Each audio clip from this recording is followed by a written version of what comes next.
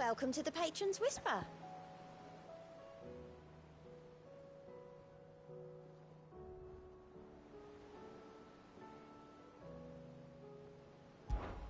Is everything we've received and everything promised? All yours. All done?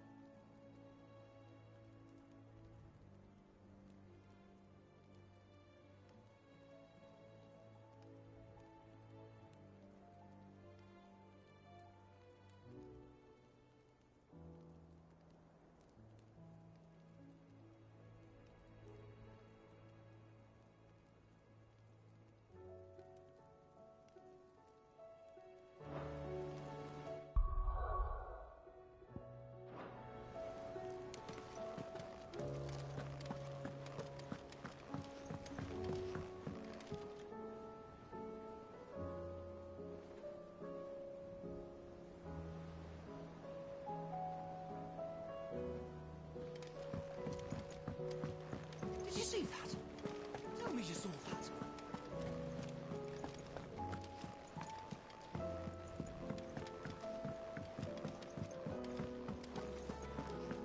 It seems the hideaway is blasted book.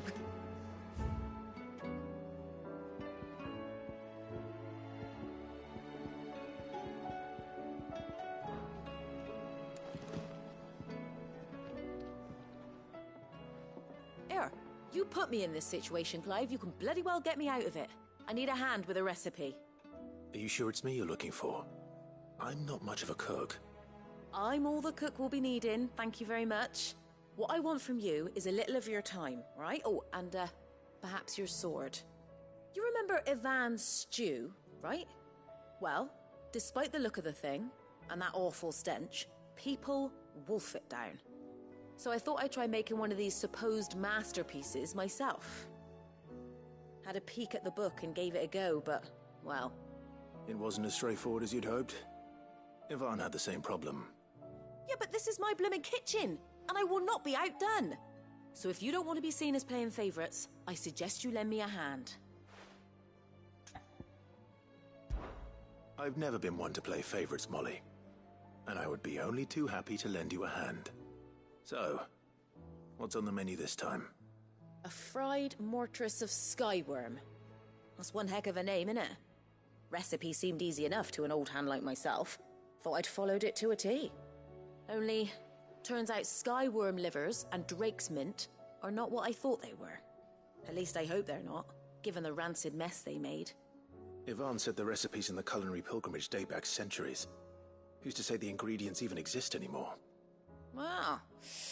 That's a question for a scholar, wouldn't you say? Perhaps you know of one? Kindly old fella who haunts the shelves, maybe? Fine. I'll go and speak to Harpocrates. Perhaps he'll know something. And if he does, I'll see if I can find your ingredients for you. You do that. Lest we forget, you've got a reputation to uphold.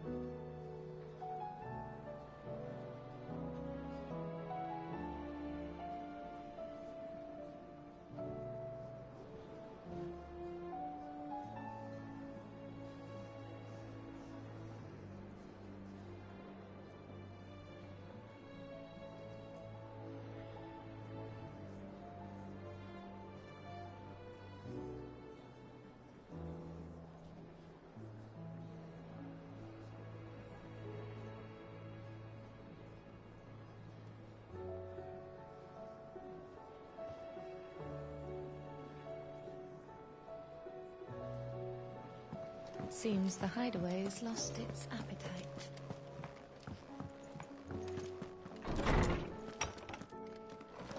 Is a storm coming soon? Will there be thunder? Lawsman Harpocrates. I've come to pick your brain if you don't mind. It's about the book you lent Yvonne. Ah, Valisthea, A Culinary Pilgrimage, a classic. One of my favorites, in fact. The young man did a wonderful job with the Chance's stew.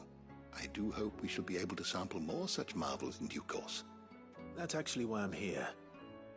I don't suppose you know where I might find skyworm livers and drake's mint. Ah, so the fabled Sandbrequois delicacy is next on the menu. Delightful. The descriptions of fried mortress never fail to make my mouth water. Now, skyworm is a somewhat antiquated name for the wyvern, their ground livers being the paste from which the mortress is made. Dragon livers. How very Sandbrequois. One would have thought the disciples of Bahamut would have a touch more reverence for their icon's brethren, but apparently not. I believe the specific dragon the recipe demands is the blueback wyvern, said to be the very color of the sea beside which it resides. So we know where to look for our liver. But what about the drake's mint? Saint's bonnet in contemporary parlance, a herb which grows along the North Reach coast. I gather that one can locate the cheerful yellow flowers by their heady scent alone, so I'm sure you'll have no trouble finding them. I may add that people once believed game was best served with the flora that sustained it in life, in which regard fried mortress of skyworm is undoubtedly a typical dish of the time. Meaning that if I find one, I find the other. To Northreach, then. Best of luck, Clive. And do save me a bite once the dish is complete.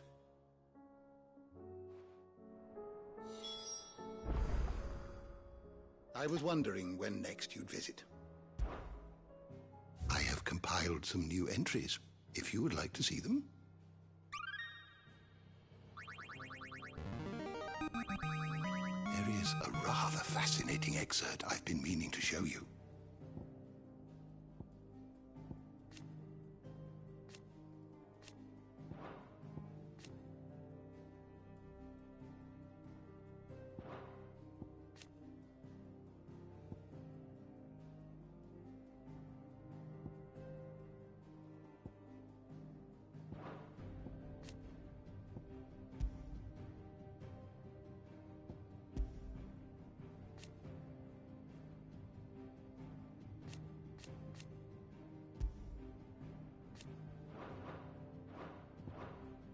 You wish to study the tomes?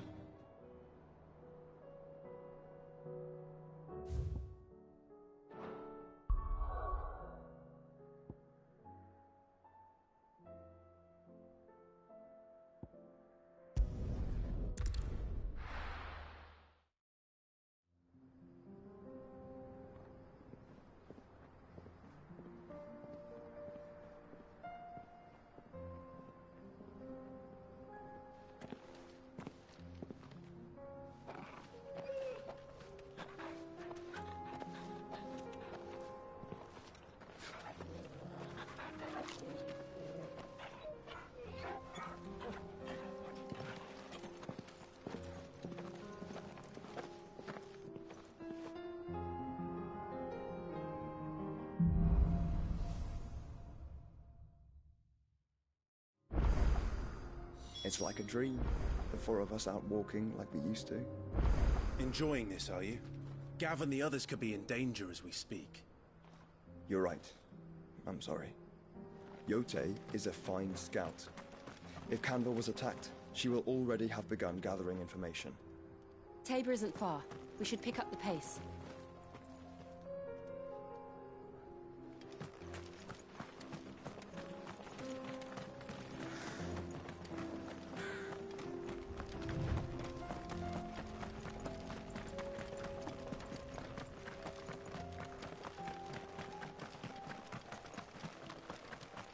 We can use the ruins to cross the ravine.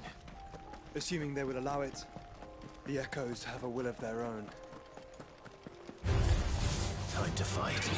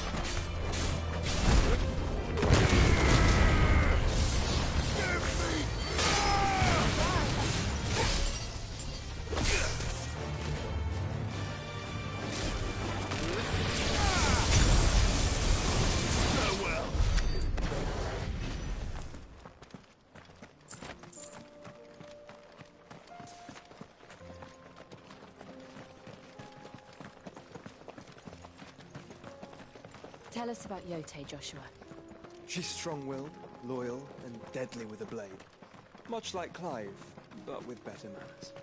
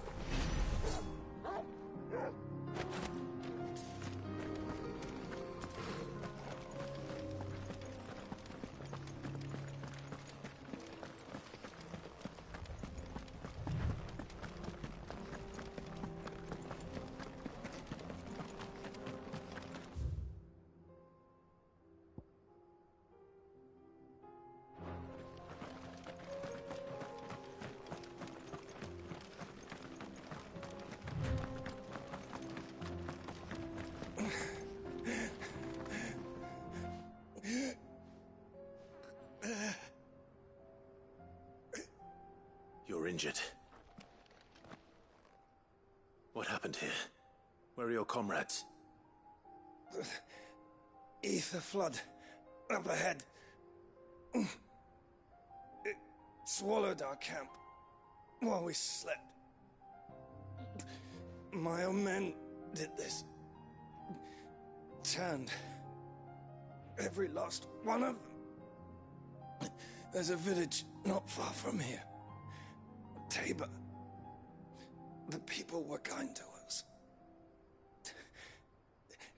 It's only a matter of time before they won't stand a chance.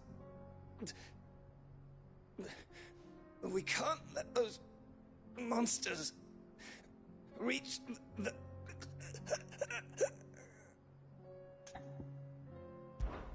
I'll go. You catch your breath. Thank you. Our encampment is up ahead. Just off the track. They must not reach Tabor.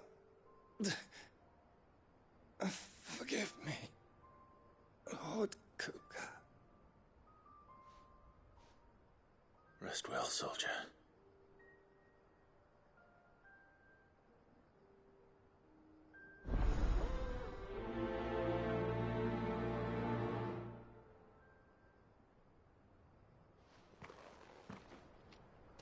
You said the encampment was close. Let's hope the Akashic are still there.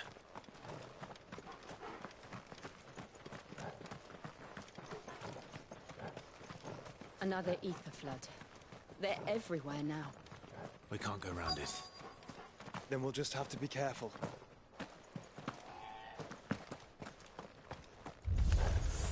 Good. I got here in time.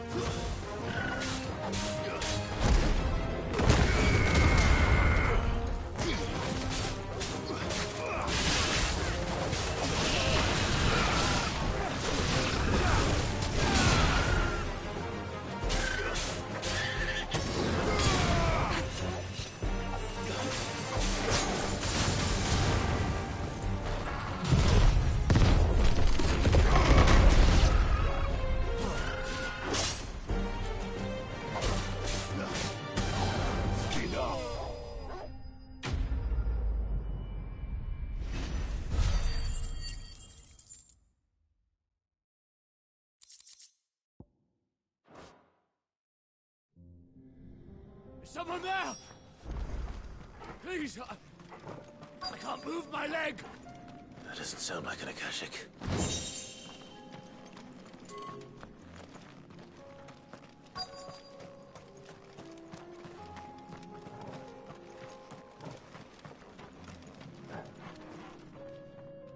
You're with the battalion? I am. I heard the fighting. Are the others? Taken care of. One of your brothers in arms told me what happened and asked for help. Another survivor? Where is he? Tell me. His wounds were too deep.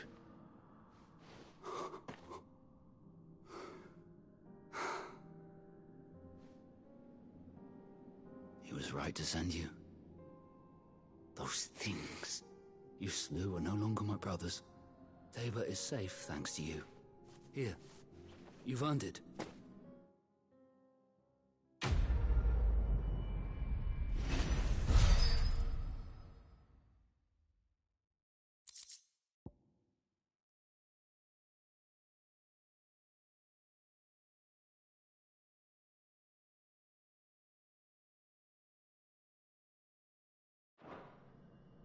You seem familiar. Have we met? You must have me confused with someone else. Wait. That scar. Son of a whore. You're Sid. I was there. in Cosnis when you killed my brothers. I was there in Rosalith when you killed my commander. My war with Hugo Kupka is over. I bear no ill will toward those who followed him. And what of my ill will? Coward! Draw your steel. Lord Kupka shall be avenged!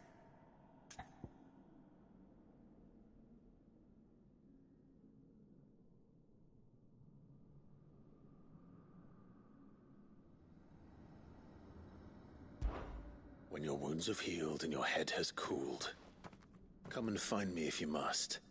Though I hazard your life would be better spent in service of those who need it. Or have you forgotten your oath to the Republic? My oath? What would you know of oaths?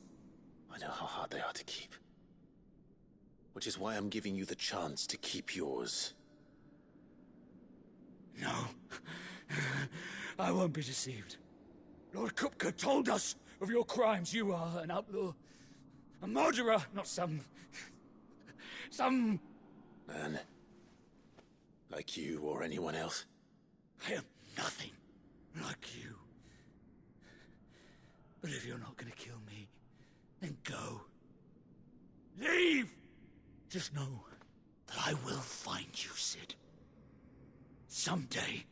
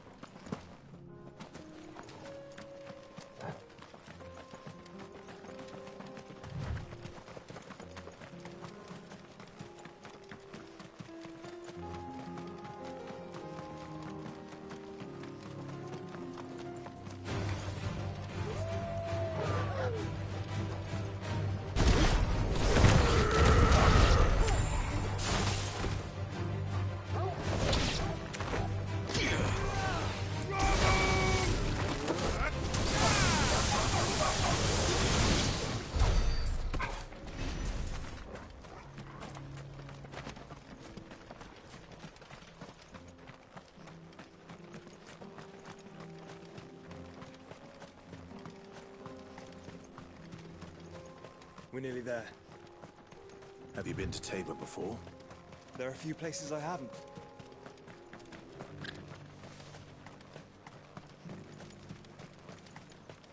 Where now, Joshua? There is a residence just inside the city gates. She awaits us within.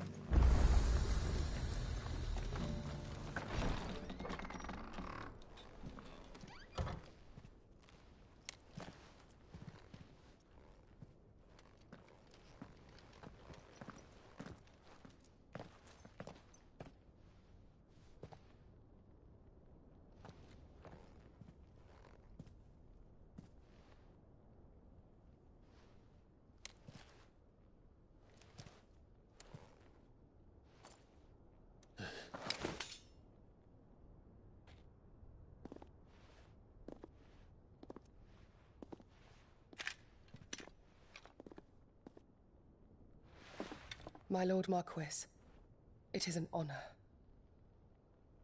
I am Yotei, Knight of the Undying, charged with the protection of His Grace Joshua Rosfield, Keeper of the Flame of the Phoenix. Of course. It all makes sense now. Would you care to elaborate? The Undying are loyal servants to the ducal throne. Or more specifically, to its heir. They have served our family for generations, albeit from the shadows. Since their inception, they have been tasked with the preservation and enactment of the rites of ancestral communion. After the events at Phoenix Gate, it was the Undying who delivered me to safety. And since the day I left Rosaria, Yotei has been my constant companion and protector. Without her sword, I would not have survived my journey across the realm. Rise, Lady Yotei.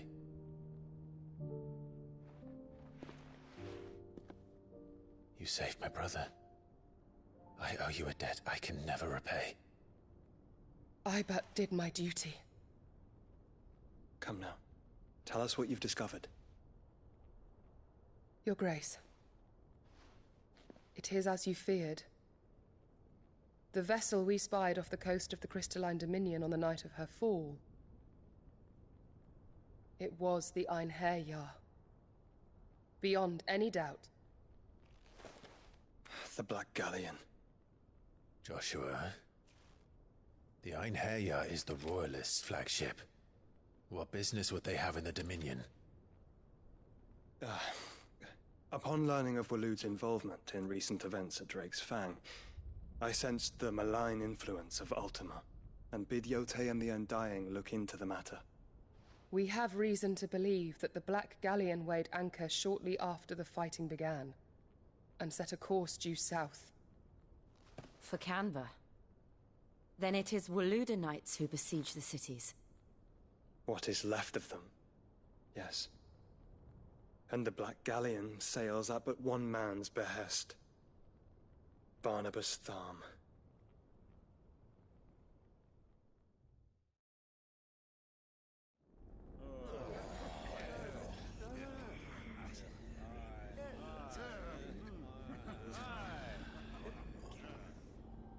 But are we truly safe here in the Agora?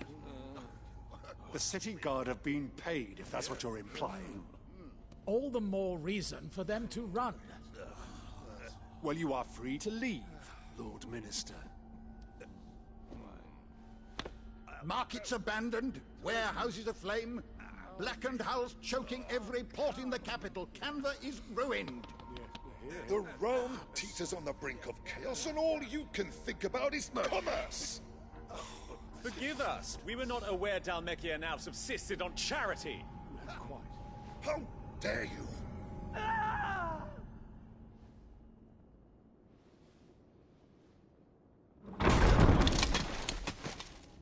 Distinguished members of the Council, you must forgive His Majesty this intrusion. What is the meaning of this? A trifle crowded, but I fear it will have to serve, my liege. Very well. My colleagues, do you not see? The king! He has come to save us from the Akashic!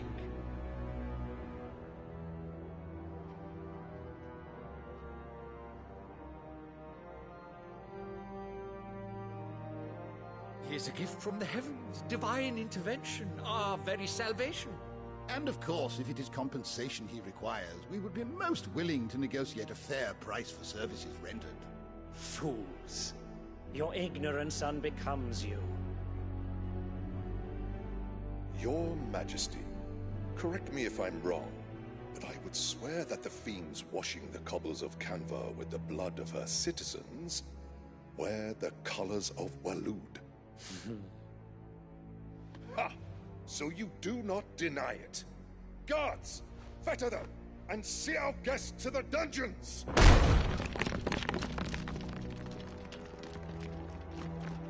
Enough.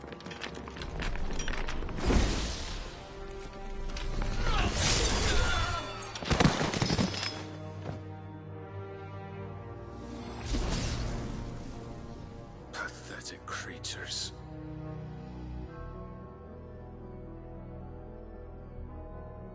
That you should imagine yourselves worthy of salvation. The girl is still here, somewhere in the city. Her consciousness fair dripping with her late father's hubris. A consciousness to which Mythos is inextricably bound and inexorably drawn. See that he is made welcome. Yes, Your Majesty. Come, Mythos. Surely the prince's light cannot have sated you.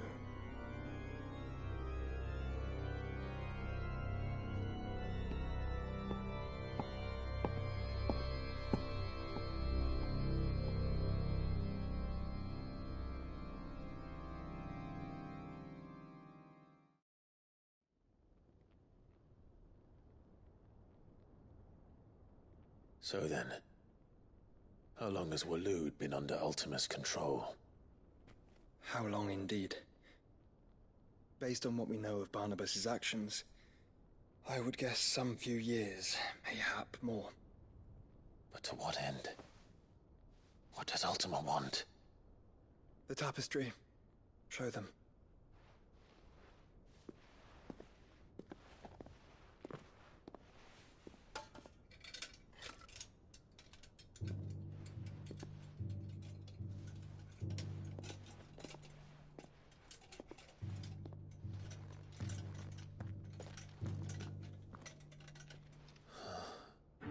By the flames.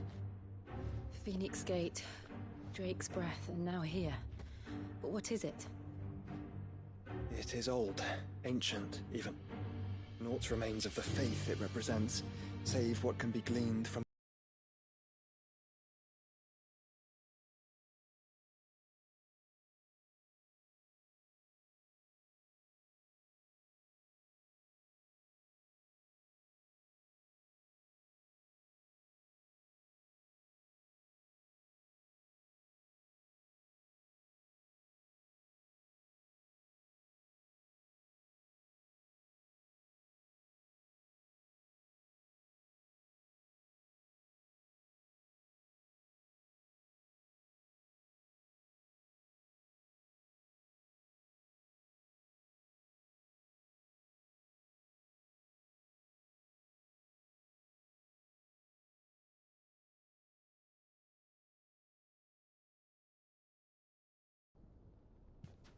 Clive, may I tell Yote of the lake? By all means. Yote, I will be accompanying my brother to the Free Cities. Whilst we are afield, I would have you watch over those Clive has made his wards. Omielos delan tuisag ilith.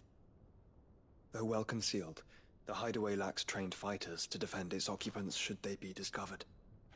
But it is my duty to... As it has ever been my brother's duty, remember. If that is your wish, Your Grace. But please be safe. If aught were to befall you, You have my word.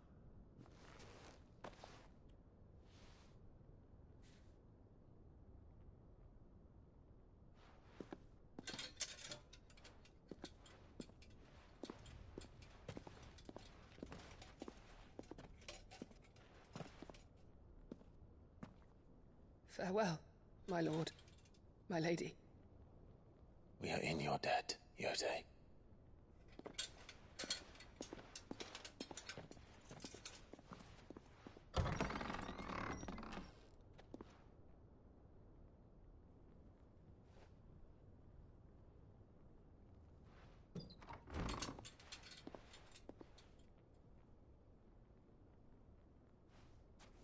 Let's find our friends.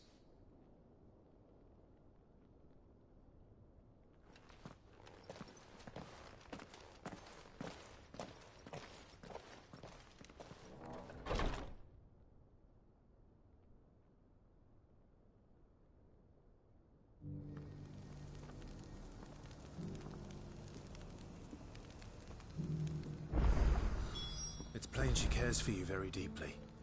And I her, which is why I had to let her go.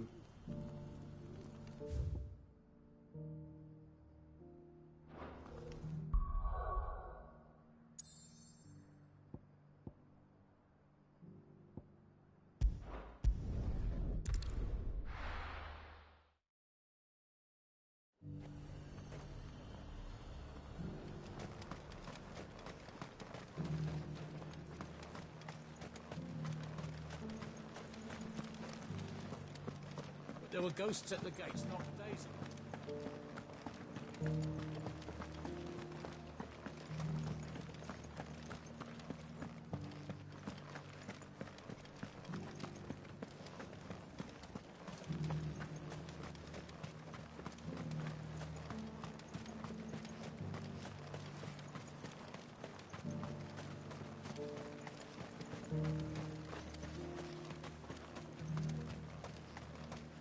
You heard the herald. The Emperor's dead and the Emperor...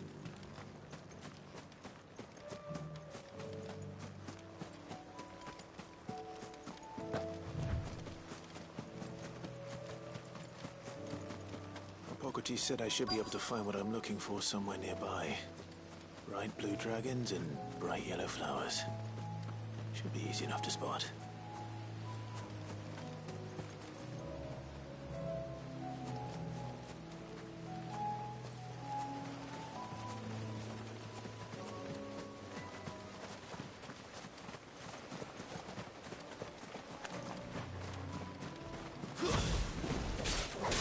This must be our wyvern. All right. Let's get this over with.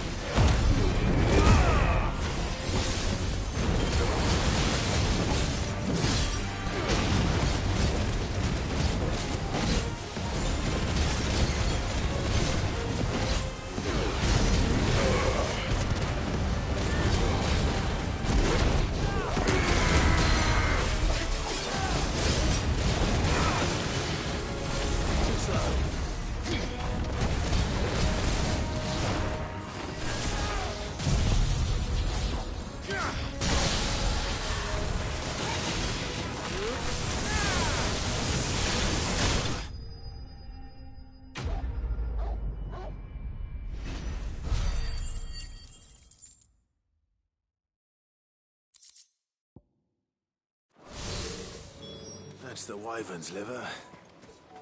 Now I just need to find the herbs. Bright yellow with a heady scent.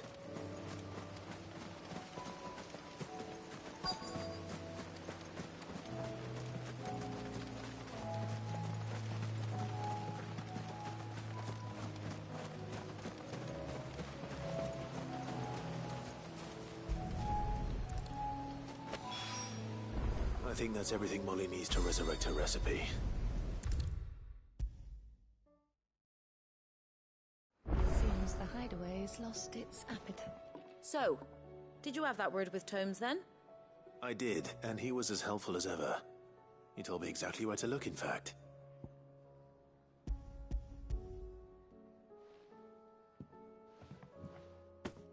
And what precisely will I be cooking up? Or is it better not to know?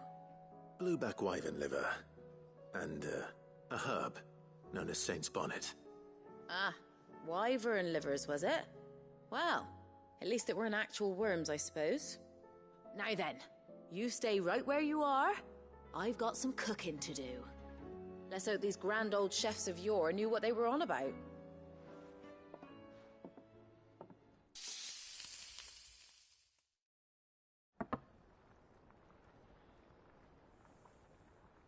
And here we have it. Fried mortress of skyworm. Ivan's offered to make sure it's fit for consumption. Well, I say offered. He as good as begged. And rightly so. Is there any higher honor than partaking in a slice of culinary history?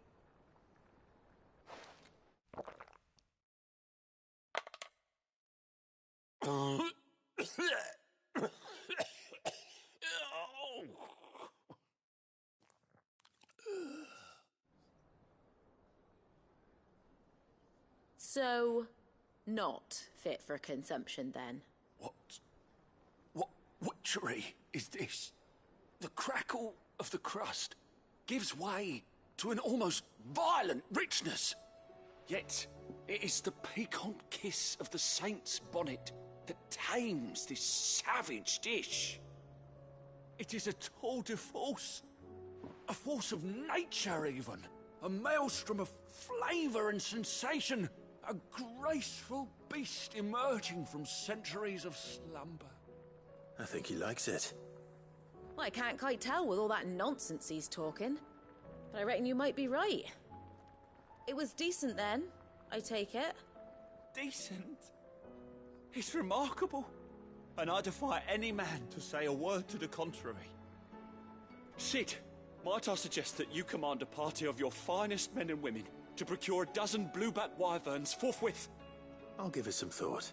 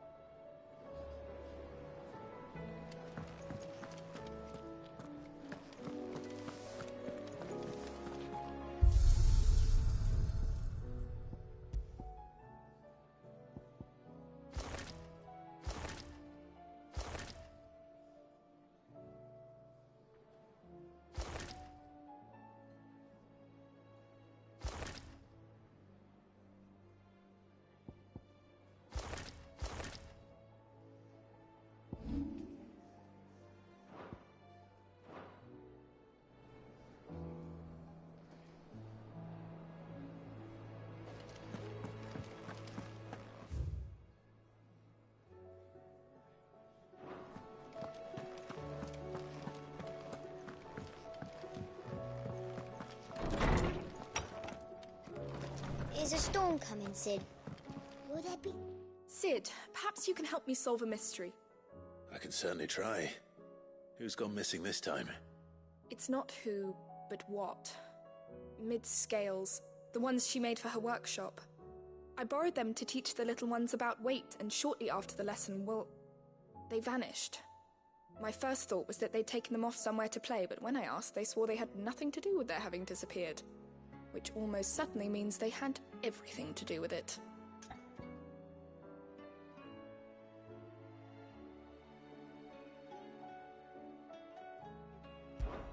Perhaps a visit from Sid will jog their memories. I think it just might. Thank you. I don't like to imagine that my pupils would lie to me. But if they have, I'll have no choice but to discipline them accordingly. They were in the atrium when I last saw them. As always.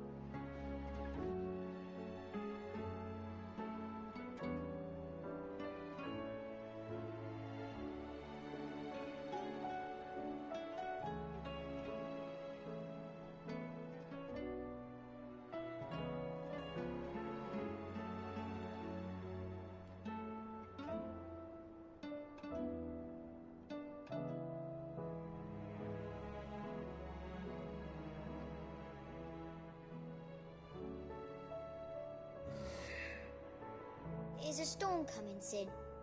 Will there be thunder?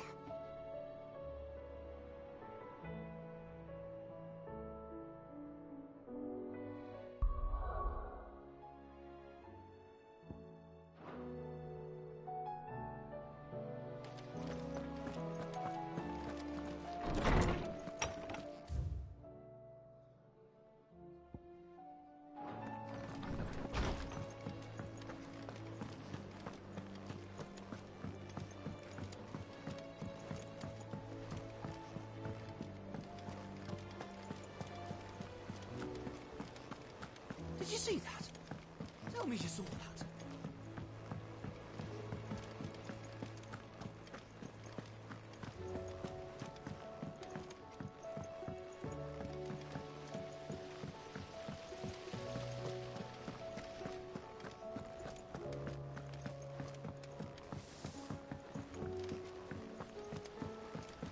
What do you reckon we should do?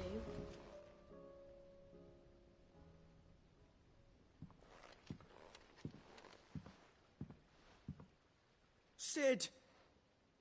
Hard at your studies, I see. And what is that? It's not a set of scales, is it? No. Of course it isn't. Well, not anymore, it's not. Oh, And just how long hasn't it been one? we're sorry. But we didn't break them.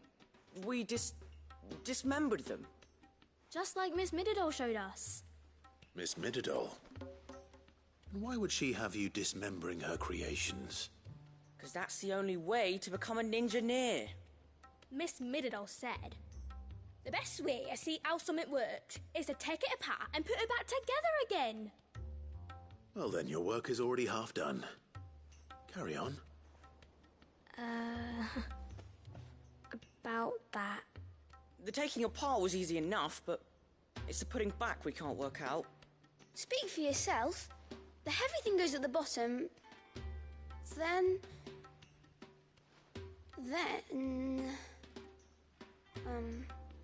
You three need to learn to take responsibility for your actions. So let's have a look at these parts with fresh eyes, shall we?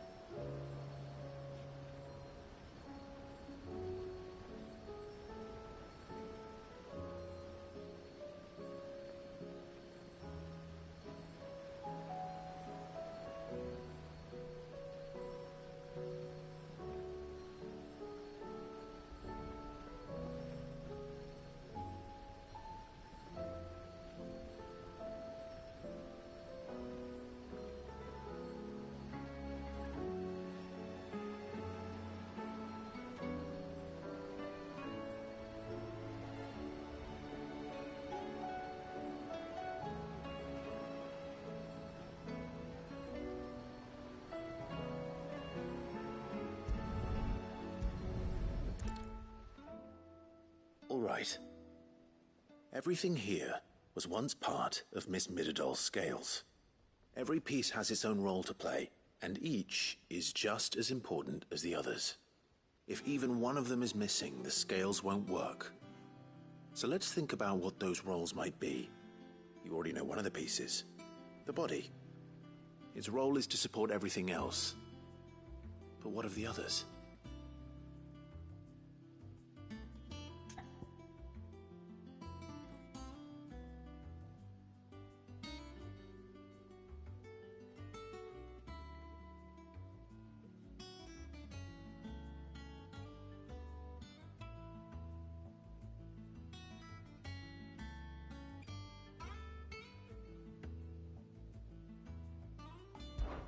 This is called the arm.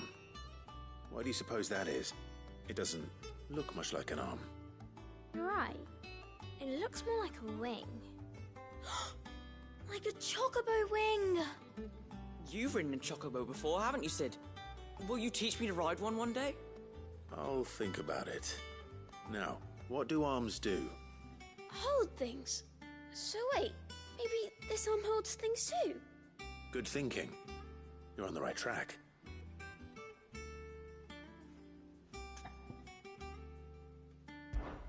These round parts are called the pans. You all know what a pan is, don't you? I do. Molly uses them in the kitchens to fry bangers. But these aren't for frying bangers, you idiot. They're for weighing stuff. But what if I wanted to weigh Goots? I don't think he'd fit on that little thing. Probably not. What are the chains for? Holding the pans up? Well spotted. Which means something must hold the chains up in turn.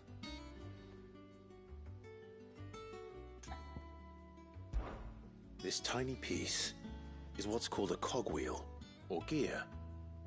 Have you ever seen one before? I have. Miss Minadol's dungeon is full of them. Most are on the floor. She puts them in all her inventions. They spin round and round and round and round and... That's right. They're very useful when you want to make things move. Do you remember if there was anything on the scales that moved? I remember the arm moved when I tried weighing an apple. And then somebody ate it. Not my fault. You shouldn't have tried weighing it before lunch. You know what part's supposed to move and how it's supposed to move. So, let's put the pieces together first, see what doesn't move, and then stick the cogwheel to that. Not a bad idea. You see? It's not so difficult. So, now that we've taken stock of the parts and learned what they do, what do you think? I think we've got it. Then here's what we'll do. You tell me what goes where, and I'll put the scales together. Well, obviously you need to start with the body. All the other pieces fit onto it, don't they? And the arms go on the body, just like real arms. Or wings, if you're a chocobo. And then the arms hold the pans by the chains. Very good. Let's see if that works. There. All finished.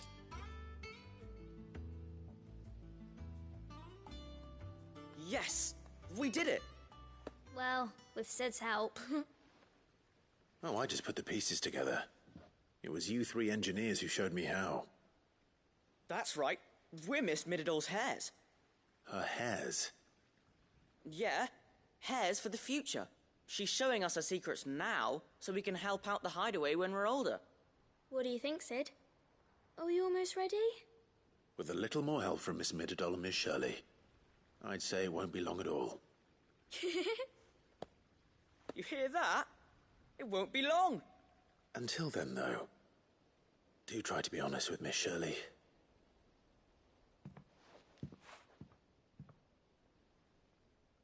Hey, look!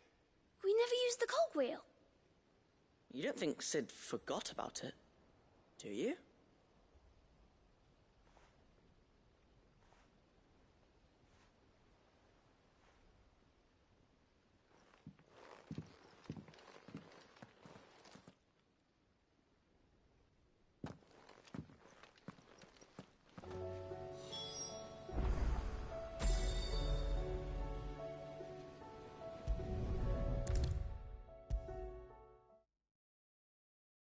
Is a storm coming, Sid? Would it? Well, did you solve the mystery? It was as you thought. The children had the scales, or the parts of them at least. They dismantled them to see how they worked. Oh, no, Mid will have my head. Thankfully she won't. This might even have been her idea.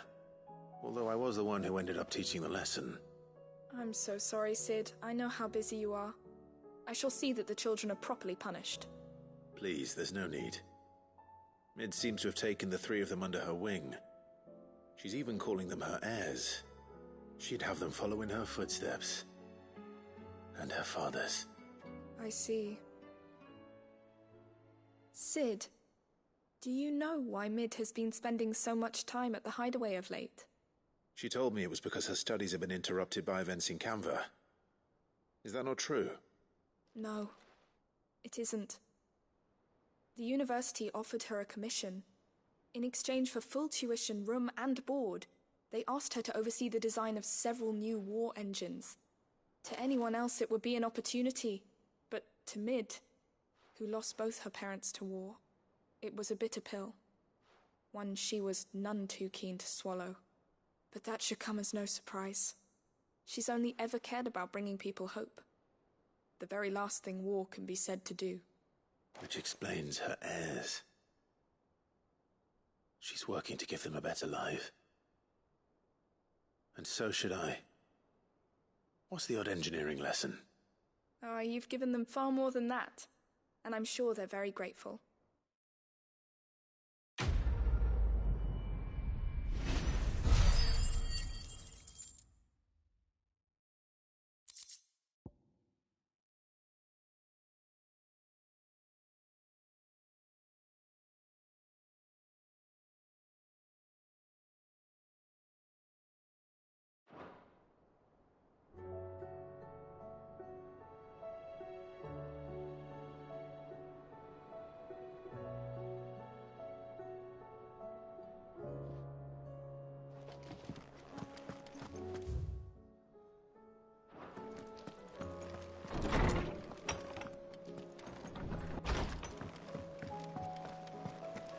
Seems the hideaway's lost its appetite.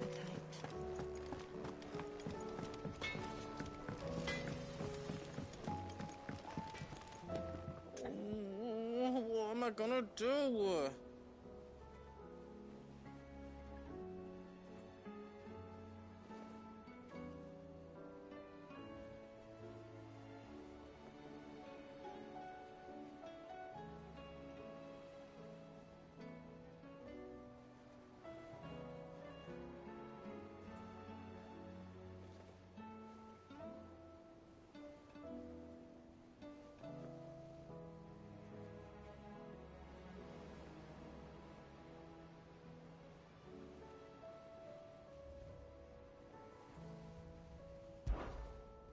Is everything all right, Goots? You seem more discomposed than usual. Oh, I don't know what that means, but I'm in a bit of a muddle. Oh, I think Nan might be in trouble, and she's... It's all right. You can tell me.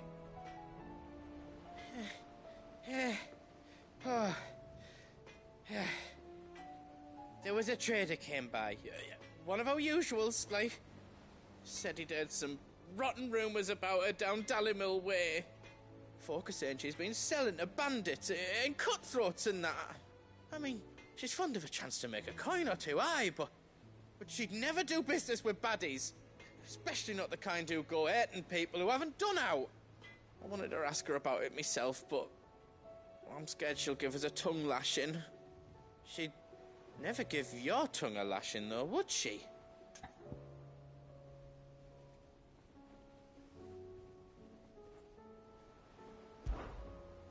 Don't worry.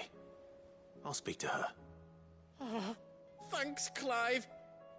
You'll let me know what she says, won't you? Of course. I'm sure it's all just a misunderstanding.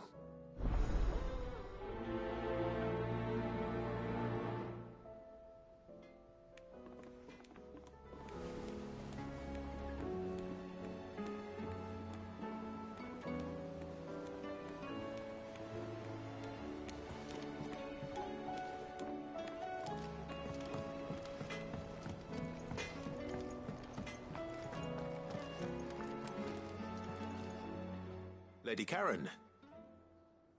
How's business? Not nearly as foul as the weather. You're doing good trade, then?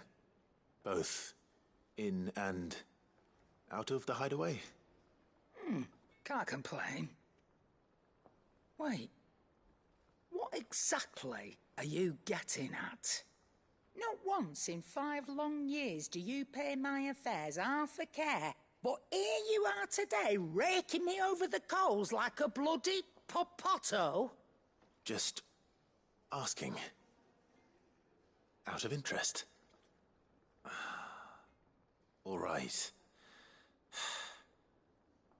I'm here because I was told that certain rumors have been circulating about you selling weapons to brigands. Oh, are you? And who was it who knows me so well as to tell tales of my evil exploits? I didn't exactly hear firsthand. All I know is that someone in Dalimil has been spreading word to that effect. And what? You believe it? You think I'm profiting off the blood of innocents, do you? Look, I've done things I'm not proud of.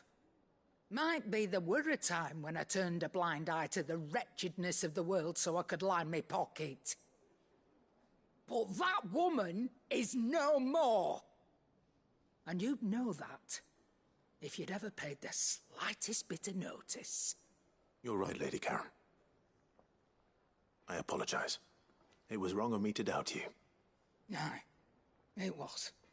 Now, I reckon you've got better things to do than pointing your do-gooding finger at a poor old woman. Of course. Good day.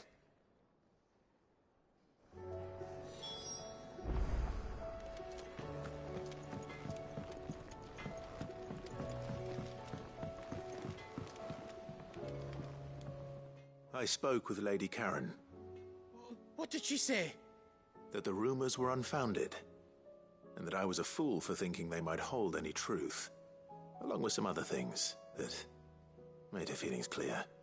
And while it sounds like she may have done things she regretted in her past, she says those days are behind her. Oh, well, that's good. I knew Nan wasn't caught up in out bad. But why would people say she was? What did she ever do to them? It's not right. No, it's not. But people do things for all sorts of reasons. Perhaps we'll never know. Well, I'm going to find out. That trader, he said they were all talking about her in Dalimil. So that's where I'm going. I'll find someone who'll tell me, you'll see. Are you sure that's wise?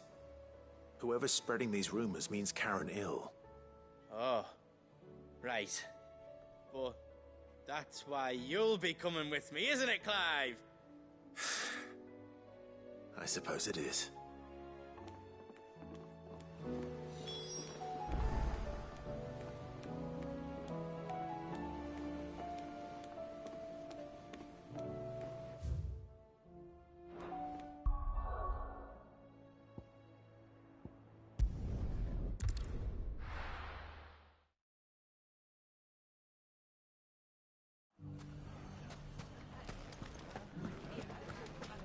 The bandits may be no more, but look what they've left us with.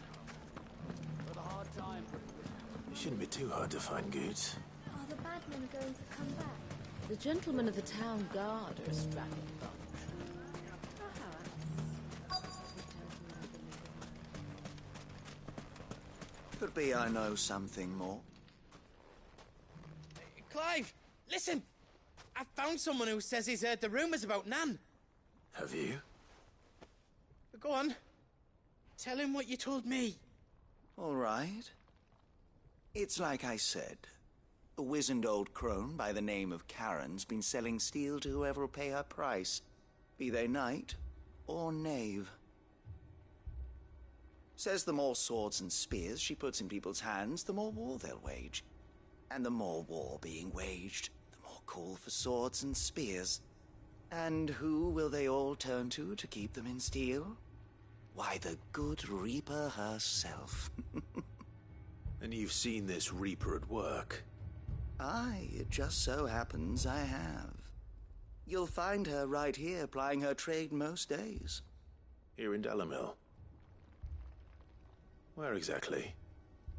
She has a stall here in the market, but if you're not the patient type, you can probably find her at her storehouse on the edge of town. But it'd be a bolder man than me that braved that particular nest of vipers. Feeling bold, traveler? I hope so, for your sake. Now, if that's all, I have places to be. Sorry to have kept you.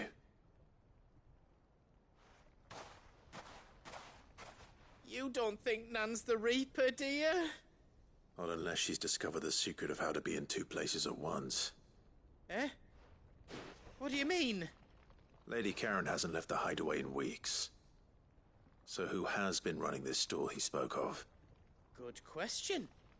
I'll go and have a look. And I'll visit this storehouse on the edge of town. All right, but be careful, Clive. You too, Goots.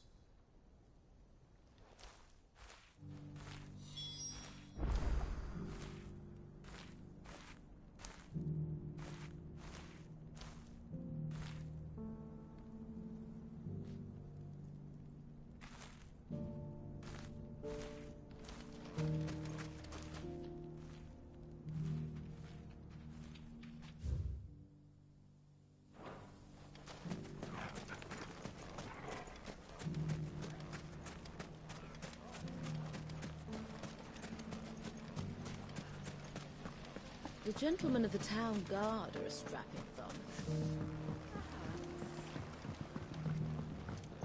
What a mess.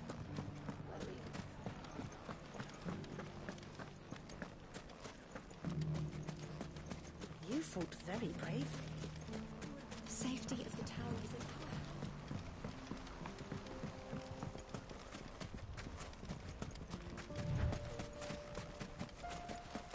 Time to brave the Viper's Nest.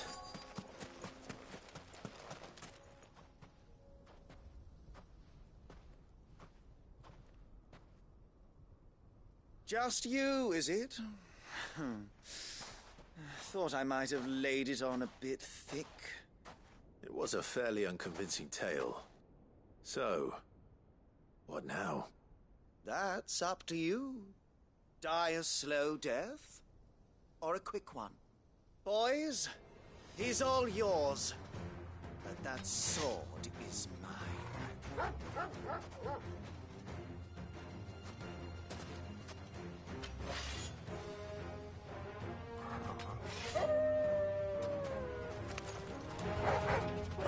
Leave now, and we could pretend this didn't happen.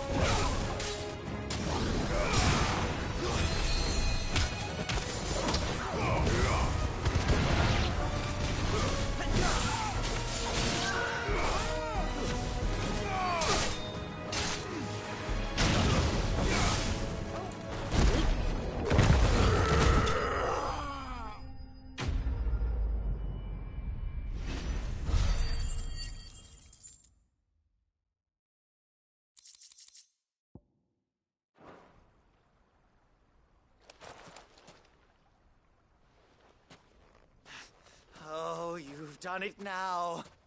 Go on. Tell me what I've done. When the Borgwyn finds out you've killed his men, he'll have your head. He only wanted that bull of a manservant, the dim one always clinging to Karen's skirts. You weren't even supposed to be here. Who the hell are you, anyway? What were you going to do to him? The Borgwyn wanted him to get to Karen.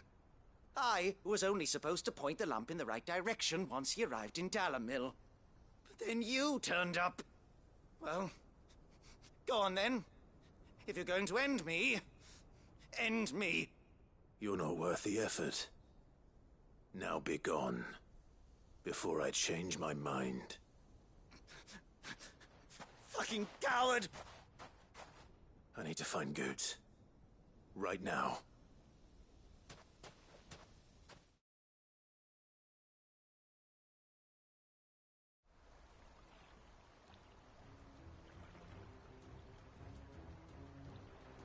Get your filthy paws off me, you naughty-pated lout!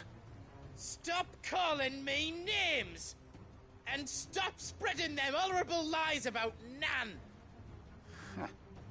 Well, that will be easy enough. For they are not lies. Every last word is true. And she must pay for her crimes in blood. Blood?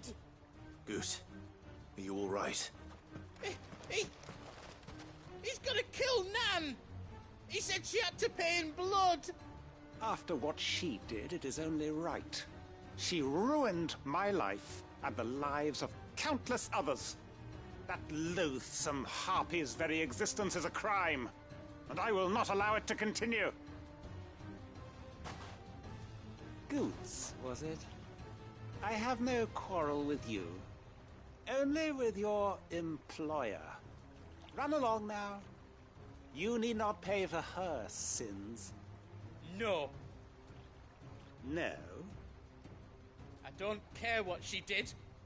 I won't let you hurt Nan. Promise me you won't hurt her, or I'll kill you myself! Goots, no. Enough, all of you! Karen. But how did you? You're a sight less clever than you think you are, the pair of you. Did you think I wouldn't notice the two of you slinking off together? Well, the whole thing got me thinking, who in Dalamil might bear me a grudge?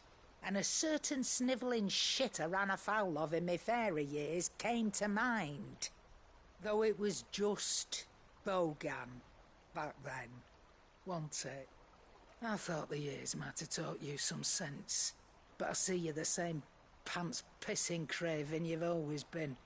What was it we called you? Wet legs? You bitch! Everything that happened, it was all your fault!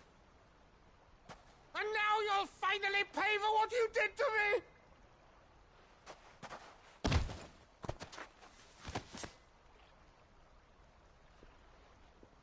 Goots, you... If you want a piece of Nan, you'll have to go through me. Fuck! You great galoot. Out of the way, I can handle this myself. So, wet legs, you remember what you told me when we last met?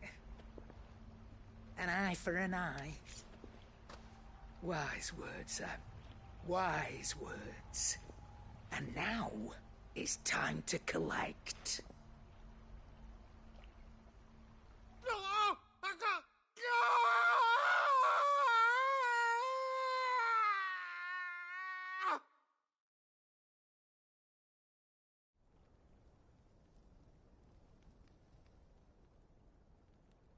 Sorry to keep you waiting. Is he... Dead? No. But I reckon he wishes he was. It isn't easy going through life one eye short of a pair. After all, I should know. You don't mean... Oh, don't tell me you didn't notice. Lost it to old Wet Legs back when we were working the same routes. Said I'd stolen from his strongbox. I'd done nothing of the sort, mind, but that didn't stop him taking his little revenge.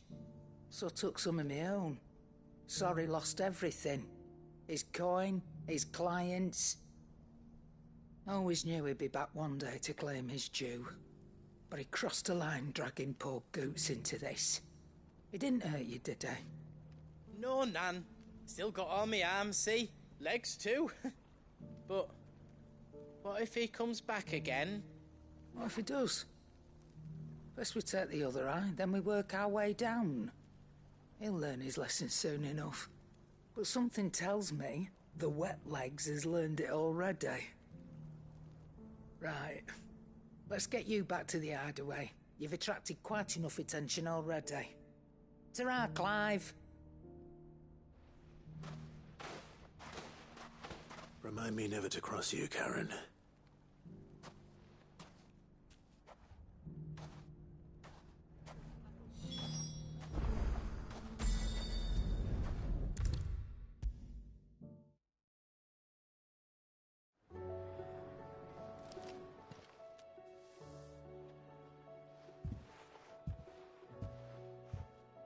Nothing like a dish of cold vengeance to foul the gut. I'm sorry, Nan. I didn't mean to make things worse. I just thought I had to protect you. Like you've protected me. Aye, well, someone had to. Your parents certainly didn't give a whit for your well-being. Reckon the both of us would be worse off if I'd not taken you on. You've always been me right eye, Goots. And I'd have you stay that way. So don't you dare go looking for trouble again. Well, I will. If you ever need help, I'll do it again and again, and you can't stop me. Why, you big lump. Fine. Play the hero if it makes you happy. Thanks, Nan. I won't let you down.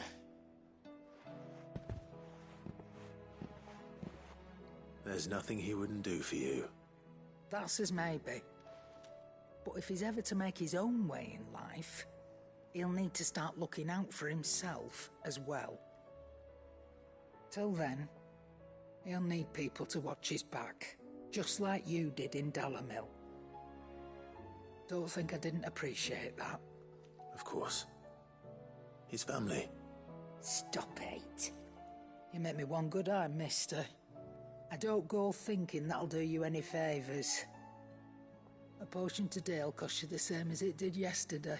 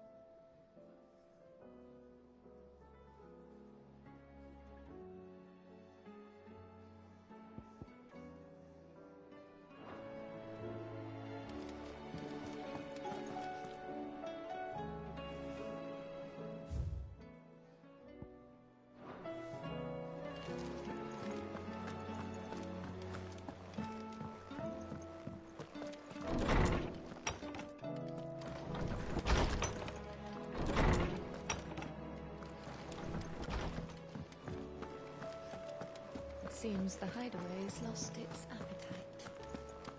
Did you see the pair that got hauled into tires?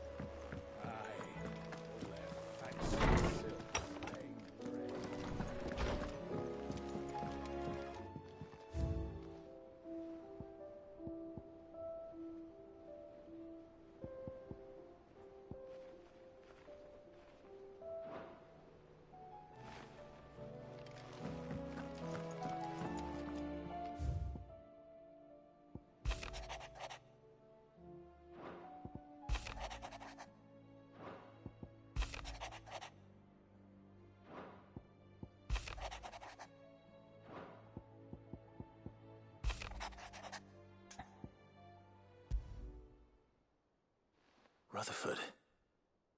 Wasn't that the name of my uncle's manservant? Why would he be at Martha's Rest?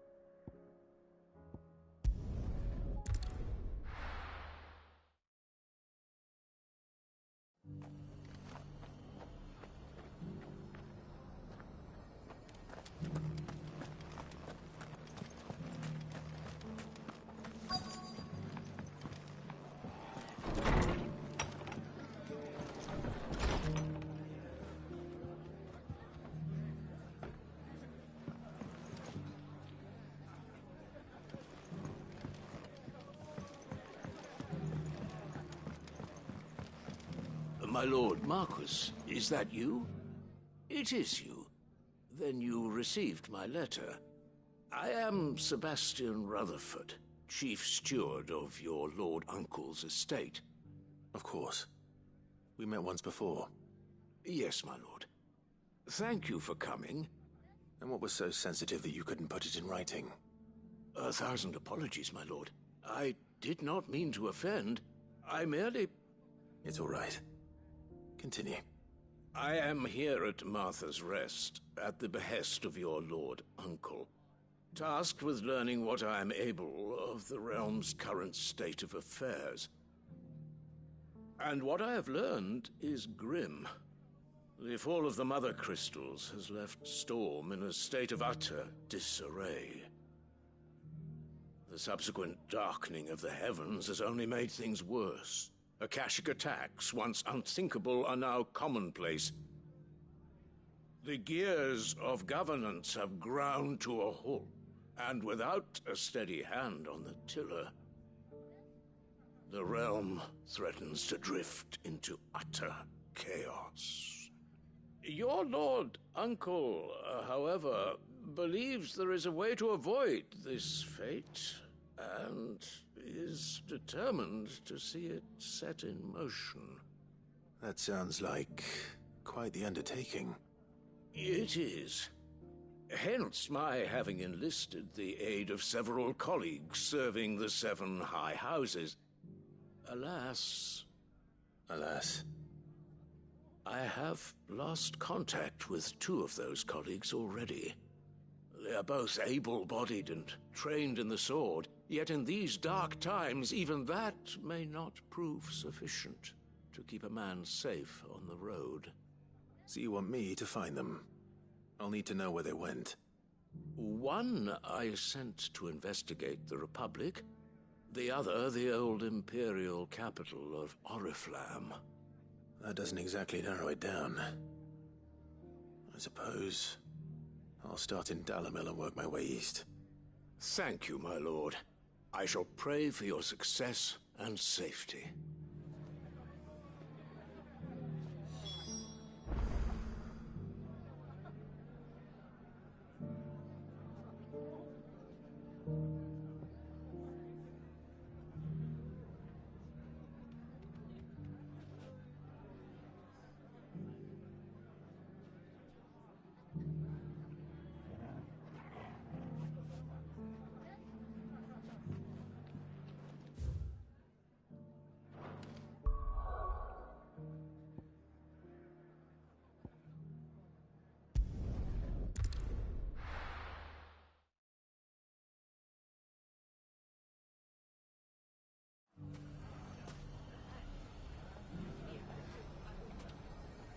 It's not going to be easy finding one man in an entire republic.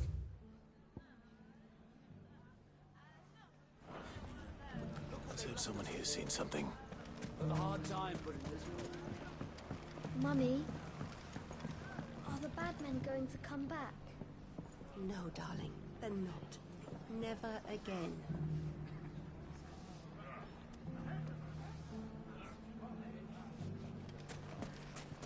The gentlemen of the town guard are a strapping bunch.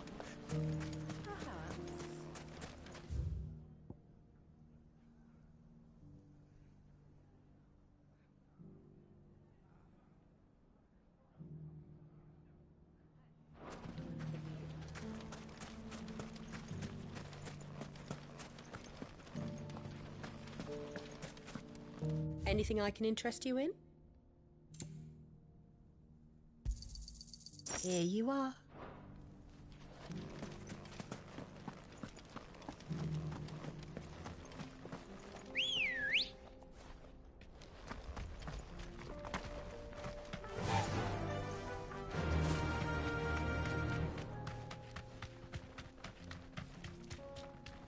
Someone's got himself in trouble.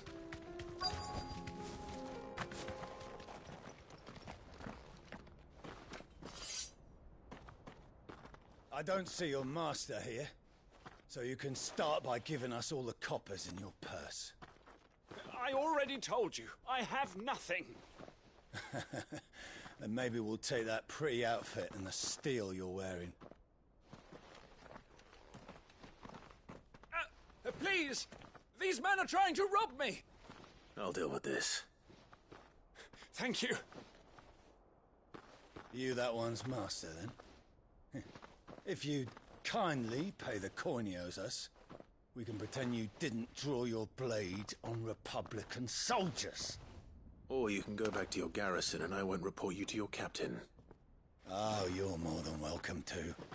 He hasn't had many visitors since we slit his throat.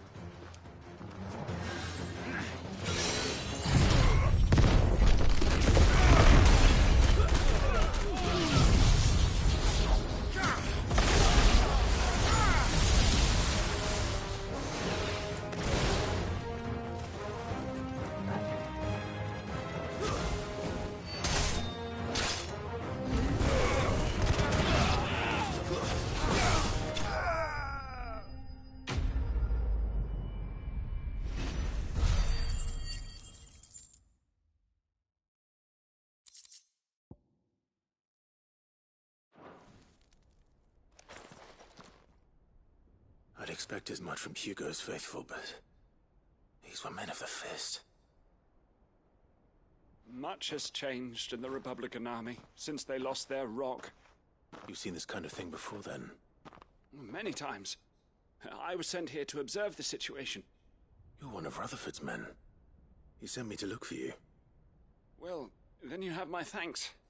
I fancy I could defend myself against one, perhaps two, but a whole regiment... I arrived in Dalimil several days ago, but when I called upon the captain of the local garrison to make inquiries, his men confiscated my effects and locked me in a cell. The captain is no more, and his men make the rules now.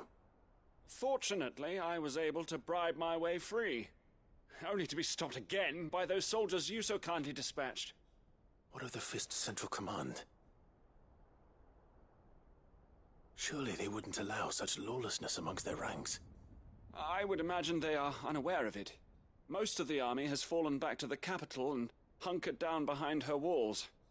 Those who weren't recalled now rule the fringes unchecked, answering to no one but themselves. Then it's worse than we imagined. You should return to Rosaria. It's not safe here. I'll find a caravan heading north. You won't mind if I borrow one of these soldiers' coin purses?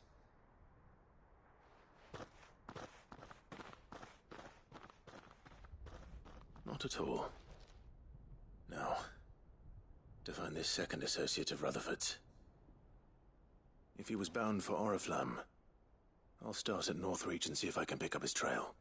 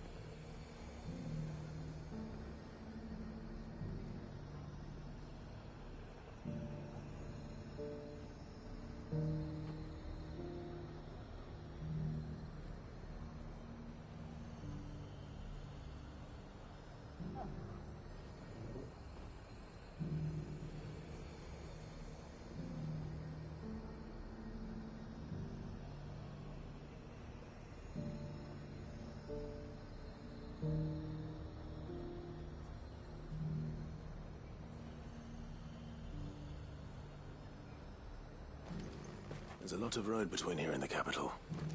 Rutherford's man could be anywhere.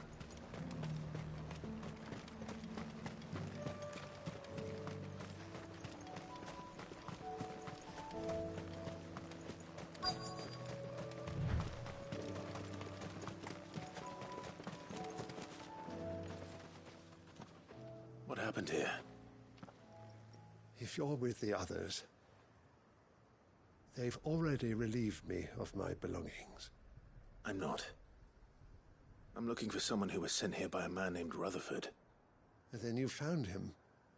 I am Alistair Rockford, attendant to the Lady Ariane of House Wellesley. Of the 7 high houses of Rosaria.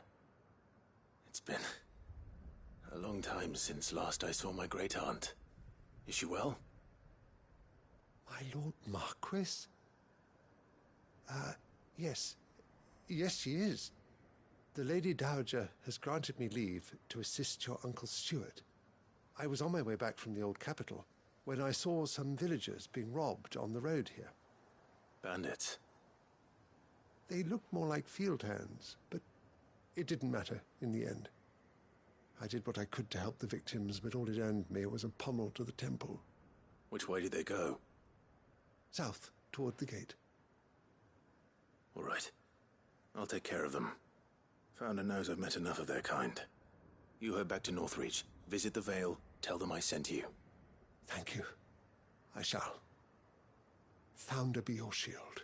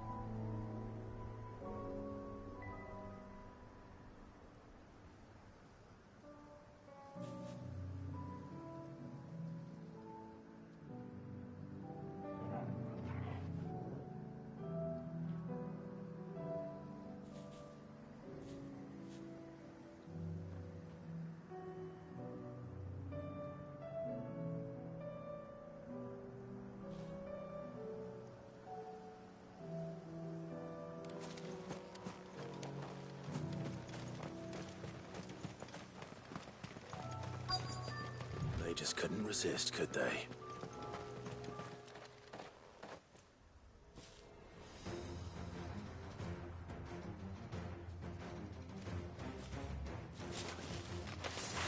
This one's ours, pretty boy.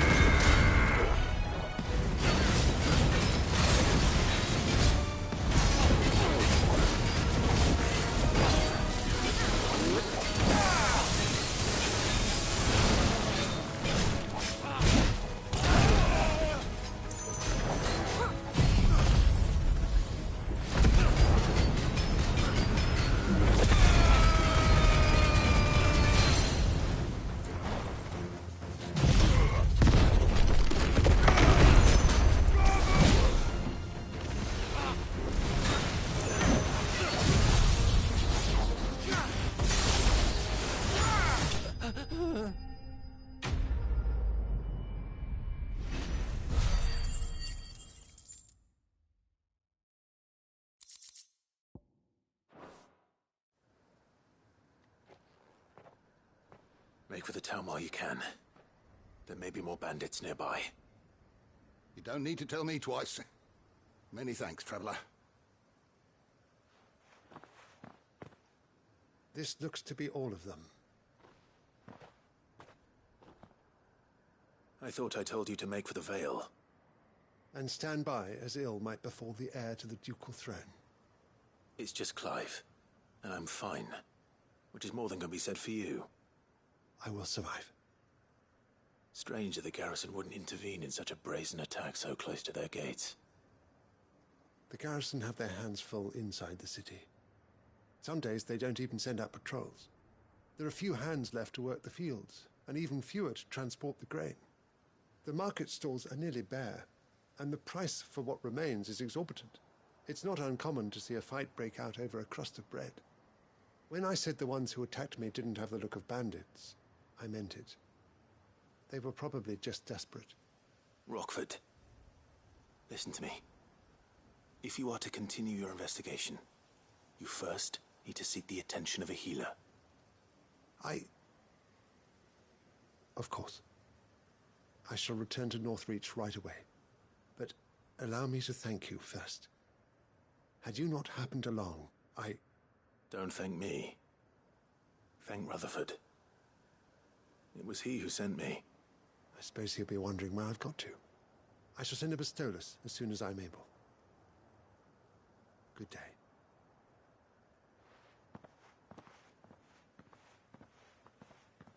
My uncle certainly has his work cut out for him. If it isn't already too late. I should go and tell Rutherford that his colleagues are still in one piece.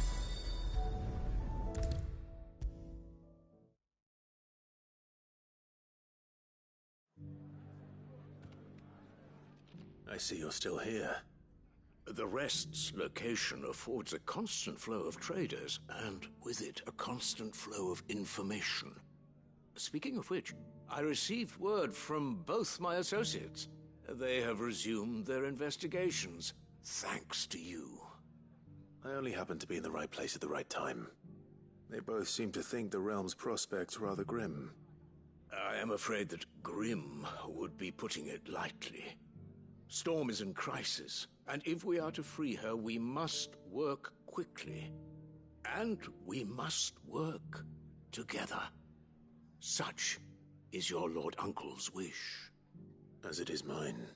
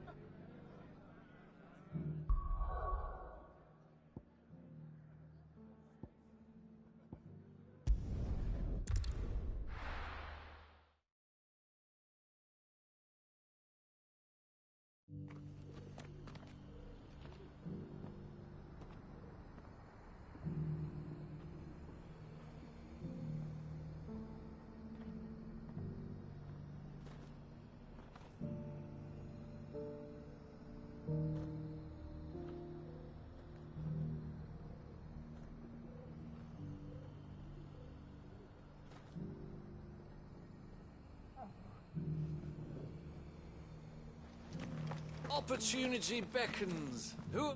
Is that blade for hire, perchance? Because I have a mind to make a killing. Figuratively, I hope. Well, yes and no.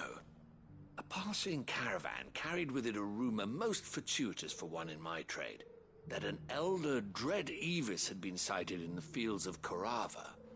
Dread Evis are aggressive beasts. Compelled as they are to acts of violence, few survive to maturity, but those that do develop a hide of phenomenal value. A hide you want to sell? Eventually, yes. Though I would have it tanned first that it might be crafted into marvels the likes of which the world has never seen. Dread Evis skin is a rare thing indeed. But the worked hide of a well-aged beast, now that would fetch such coin that Gilbert himself might weep with envy. Bring me that beast's skin, and I will share with you the bounty of our combined labors.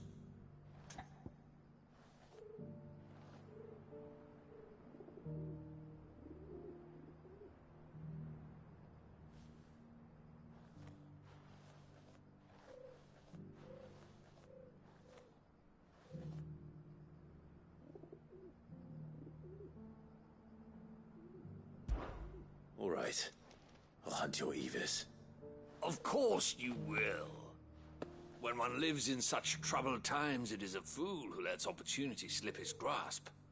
Leave Tabor through the east gate, but take the path that branches west. Once you reach the checkpoint at Tovany, you are a mere stone's throw from the fields of Korava.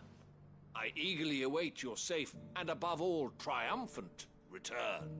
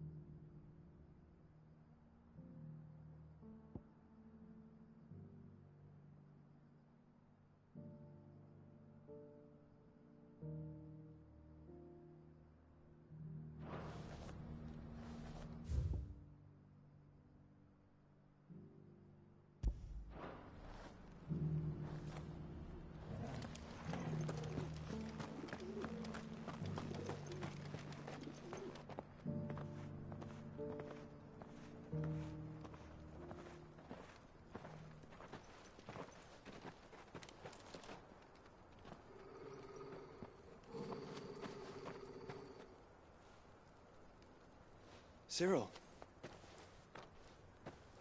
How fares the search? Well, Your Grace, my report shall be with you ere long. Ah, yes. Yotei is otherwise engaged, at my behest. And the duty of wardenship? Fulfilled. For as you see, I've been reunited with my first shield. I am Cyril, Knight of the Undying and bearer of the Burning Quill, charged with chronicling the mortal deeds of His Grace, Joshua Rosfield, Keeper of the Flame of the Phoenix, and rightful Archduke of Rosaria. I entrusted Cyril here with overseeing the investigation into Ultima's origins. Findings from his brothers and sisters afield are delivered here to be collated and catalogued. Just how many Undying are there? Not nearly enough, milady. Yet we are glad to give our all in service to the Phoenix. Such is, and has ever been, our creed. I see. You have your associates, I have mine. But you may now think of them as ours. That won't be a problem, will it? The Phoenix is our sun, and we but the shadows that quicken in his radiance. It is from the darkness that we serve, both him and now you.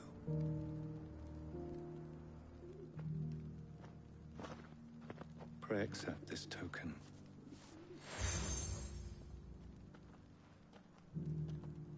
For as long as you bear it, members of our order will reveal themselves unto you. If there is nothing further. No. You are dismissed. Your Grace.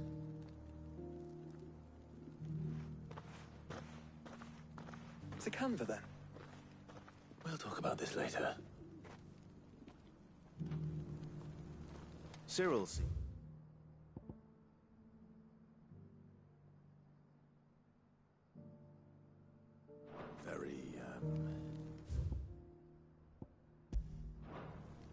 You certainly keep strange bedfellows, Joshua.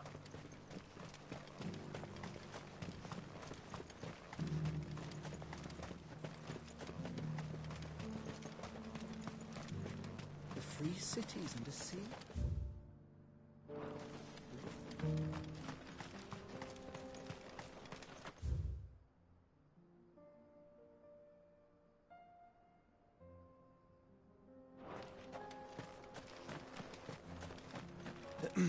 Are you sure this is the right way, brother?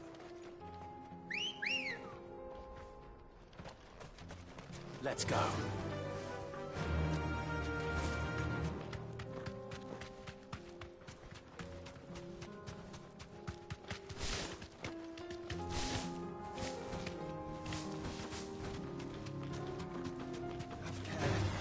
Time to fight.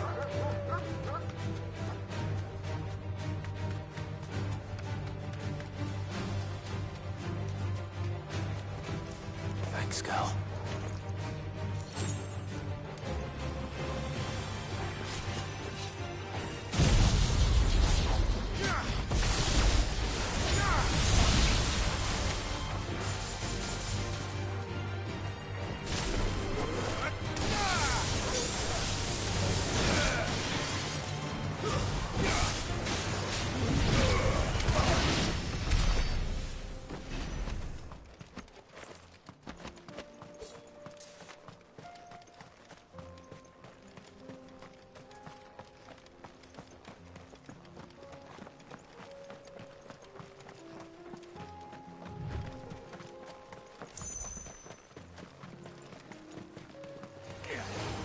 This over with.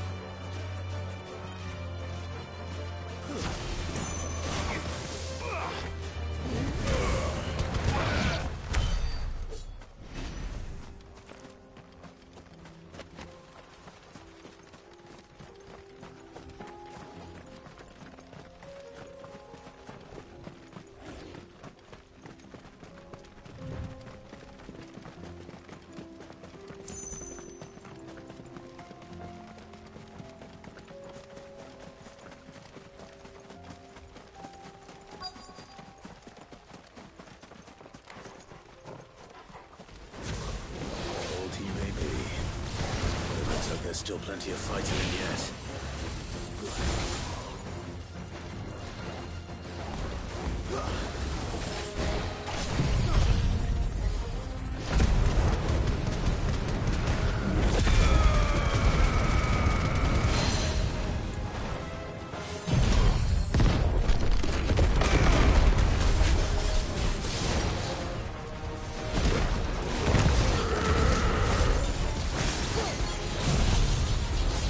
Ah!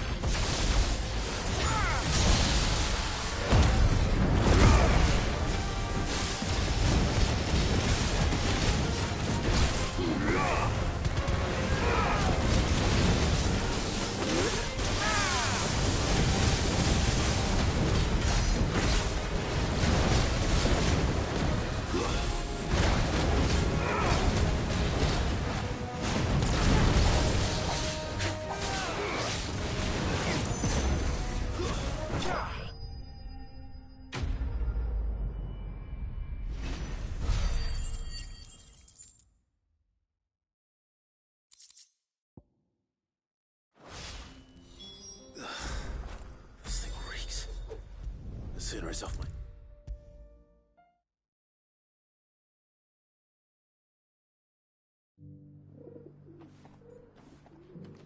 Here's your hide, as requested. I worried you might never return. Quickly, let me see it.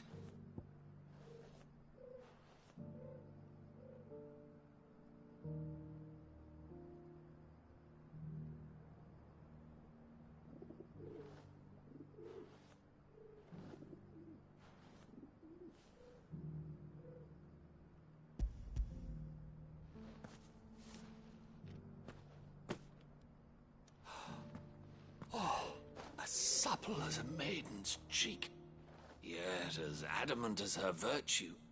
This is everything I had hoped for, and more. Clearly, my trust in you was not misplaced.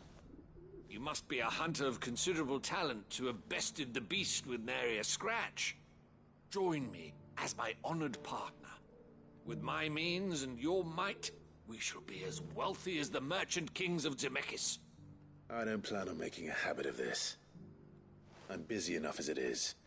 Very well. Though I believe fate had a hand in our meeting, it would be unbecoming of me to beg. Do not allow me to keep you from being about your business.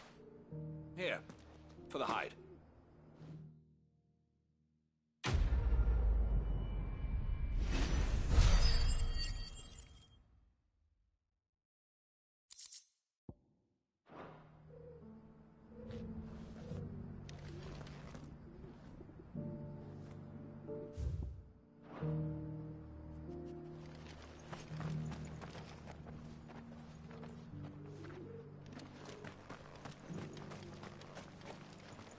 Here, take a look at my wares.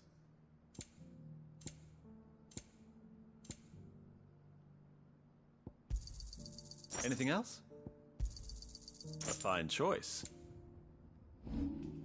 Come again.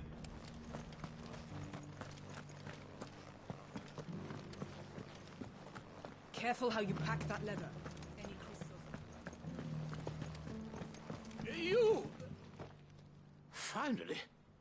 No one was paying me the slightest heed. Is something wrong? At the university, the students would hang on my every word. Sadly, this far from home, I'm just a vagrant greybeard. The university? You're a scholar.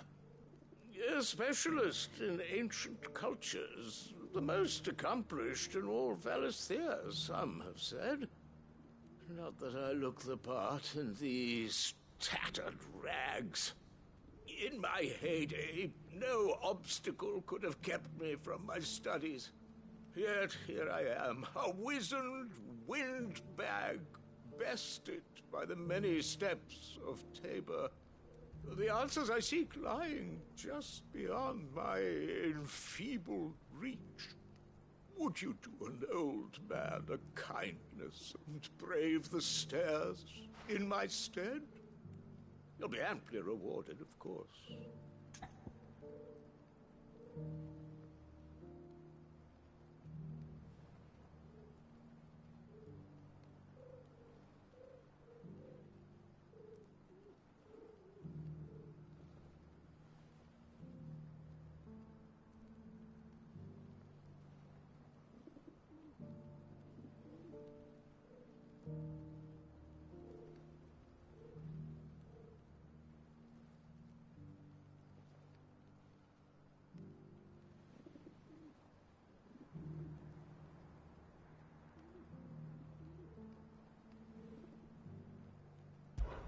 Climb the stairs and...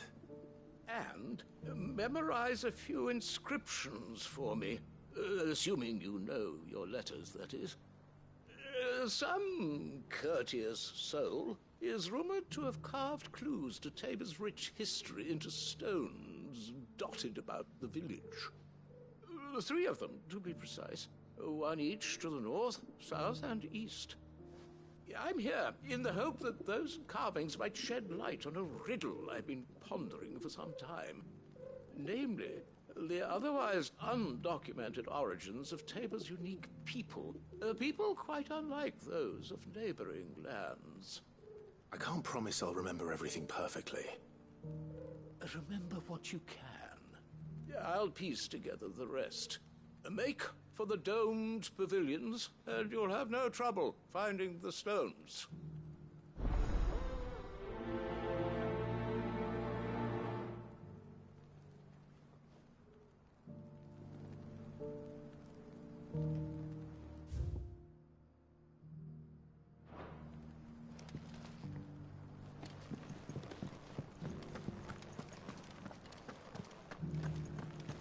Careful how you pack that leather. Any crystals?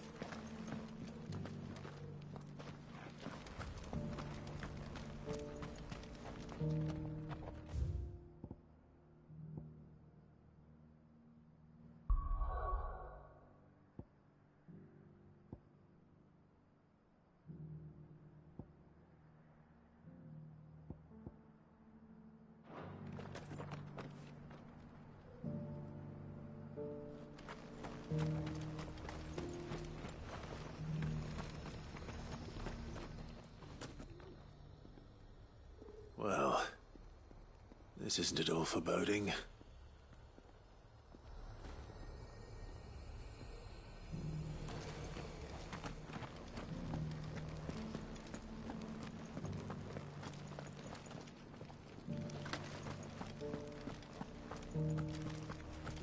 Here's the scraps you were after. Thanks.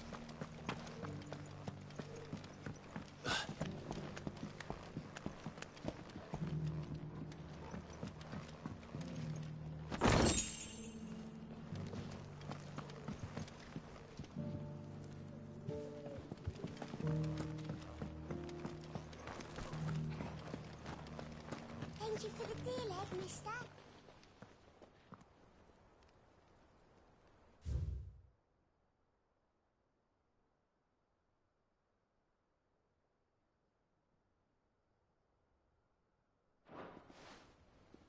What golden plains might the wanderers have called home, I wonder?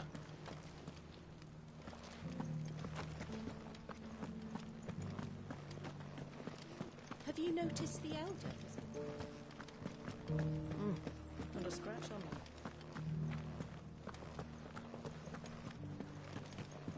So it's these stones to Canva, and the rest of the boxes to Dalamil.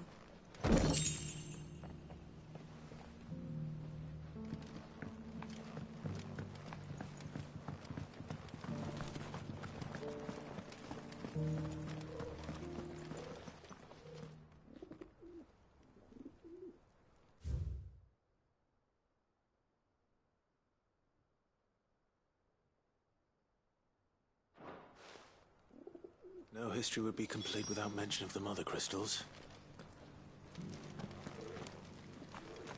That Cyril fellow's an odd fish, don't you think? Well, scholarly sorts like him always are, aren't they?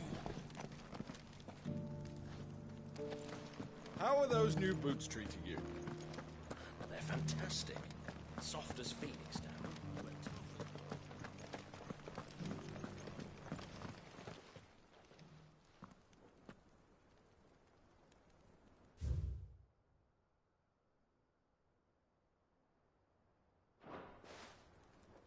Farmers must have settled here in Tabor. I should speak to the old scholar before I forget everything I've read.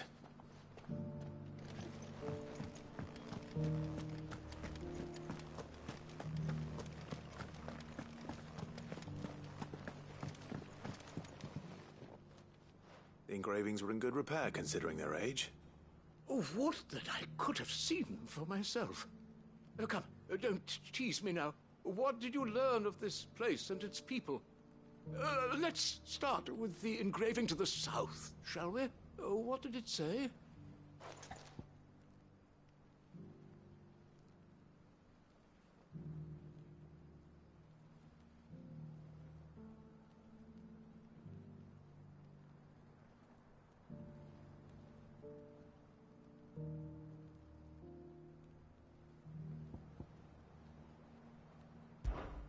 The great, good Mughal guardians.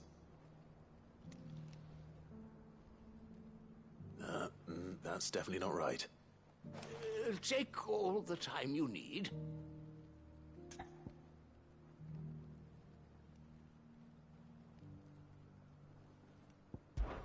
Guardians of the Republic. The Republic? Are you certain? These stones predate the founding of Dhalmekia by centuries. That can't be right, then. Guardians of the Crystal. The first stones of Tabor. Sacred hold thy noble blood, till ends the mother's labor. I'm pretty sure that was it.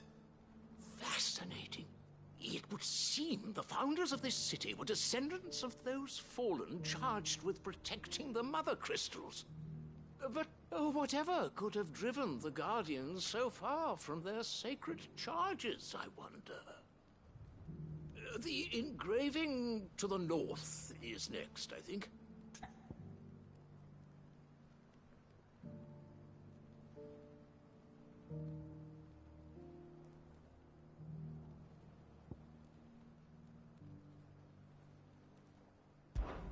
Wanderers of the Golden Plains, lay your roots in stone. With pride recall thy noble past, and make these rocks a home. Or, I think that was it, at least. No doubt you're right. There are vestiges of nomadic customs in Tabor its guardian roots could never account for. This is proving most enlightening. Now, for the final stone.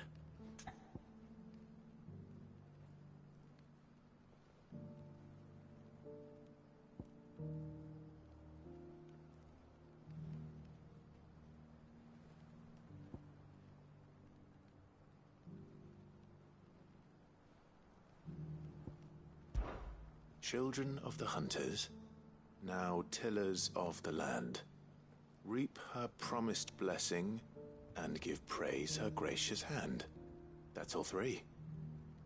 And so, we add primitive farmers to Tabor's founding peoples, the final piece of the puzzle. 3 engravings, one for each of the 3 peoples to have settled Tabor in ancient times. Guardians of the Mother Crystal, wanderers from across the plains, and last but certainly not least, hunters turned farmers. Little wonder it was so difficult to trace the roots of Tabor's culture. Those roots reach down through 3 distinct traditions. Nonetheless, one cannot help but wonder why this fact is not better known among scholars, given that the stones stand here for all to see. Too many stairs, perhaps. Ha! Too many by far. Here, and thank you.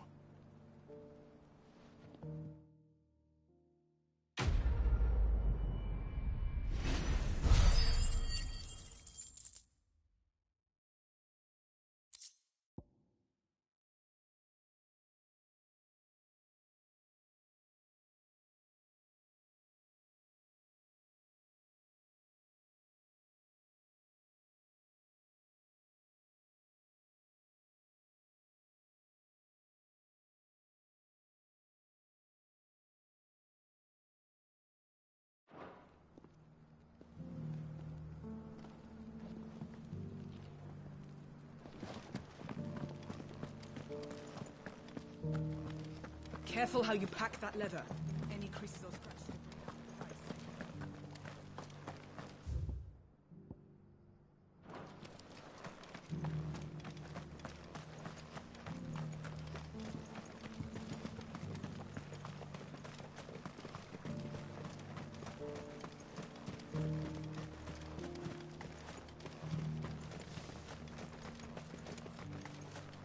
The free cities under siege.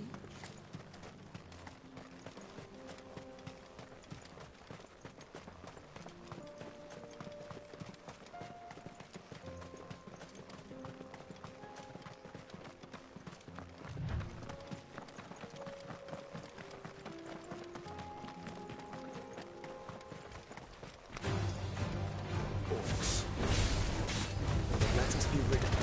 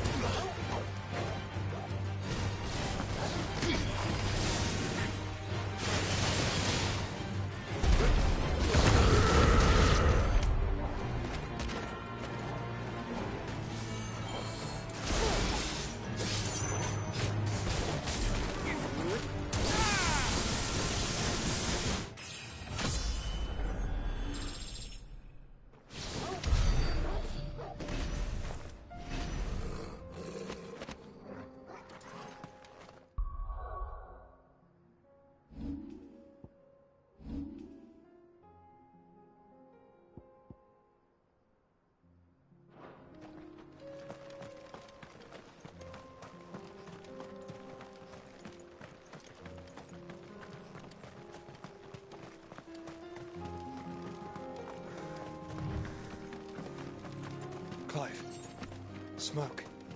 Is the city fallen?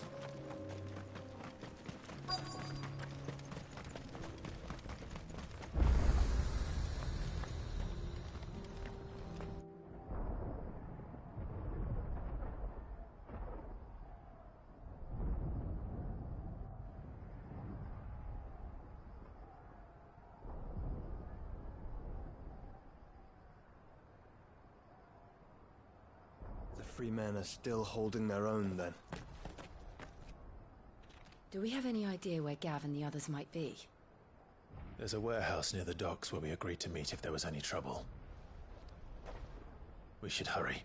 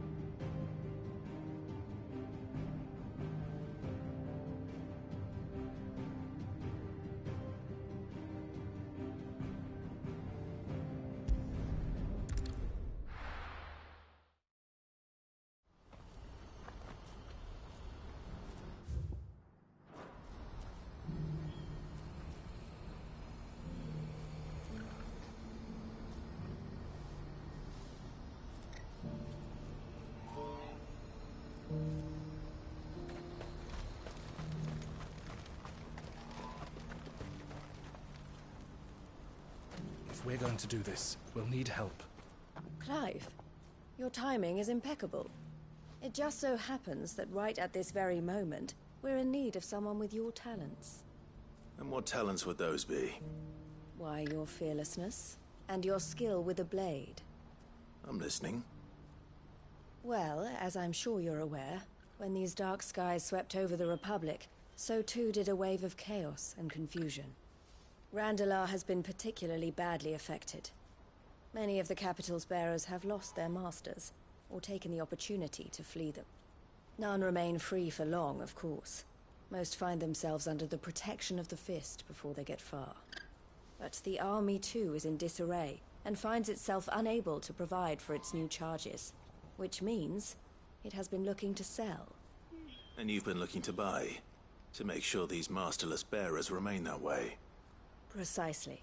It's the perfect opportunity to free dozens more, and for an attractive price, no less. So where does my skill with a blade come in? Though we may have the funds to buy these bearers, we have nowhere to house them.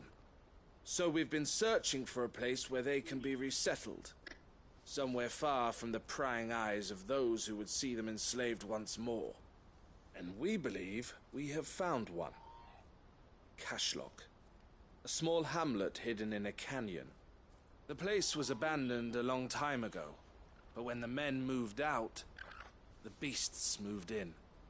And so we seek the aid of a fearless swordsman to encourage them to look elsewhere. You'll help, won't you?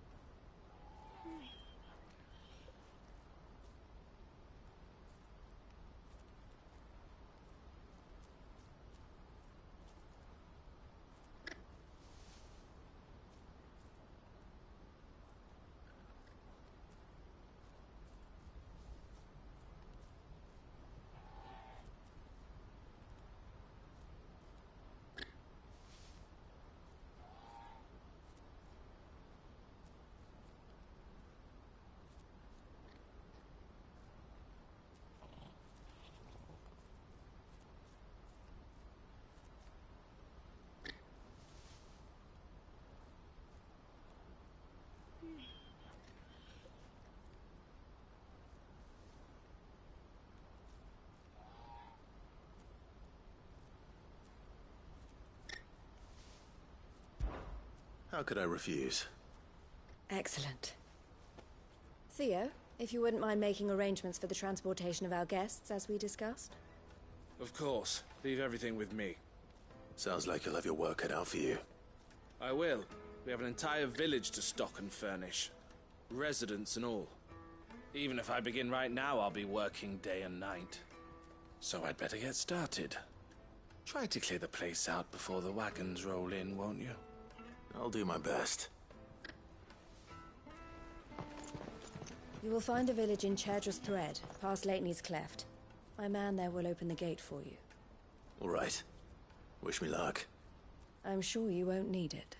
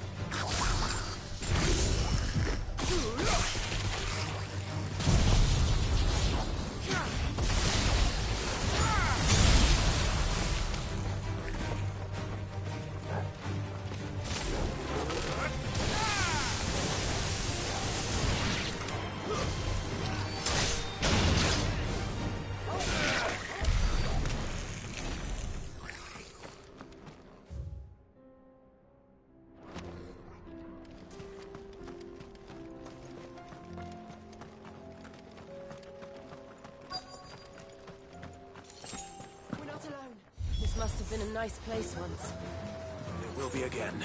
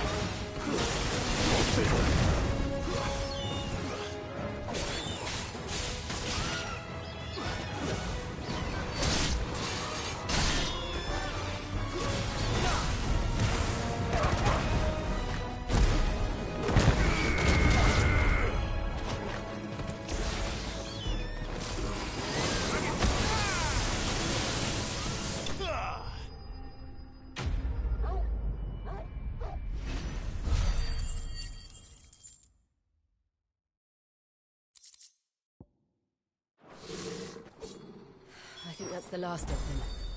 I think you're right.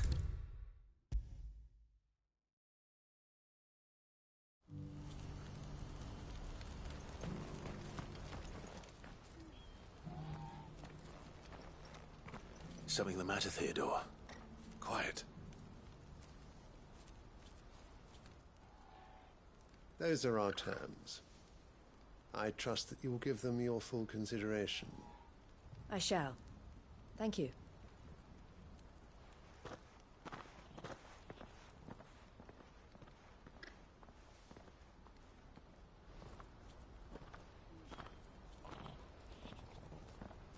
Him again.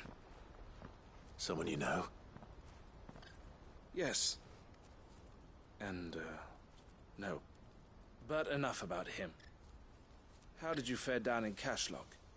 It's done. The village is safe now. You made quick work of it, as always. I should go and let Eloise know. Don't let me keep you. But Clive, don't tell her I was watching her, will you? She'll only get upset. I'll explain everything once you've finished with your report. All right. We'll speak then.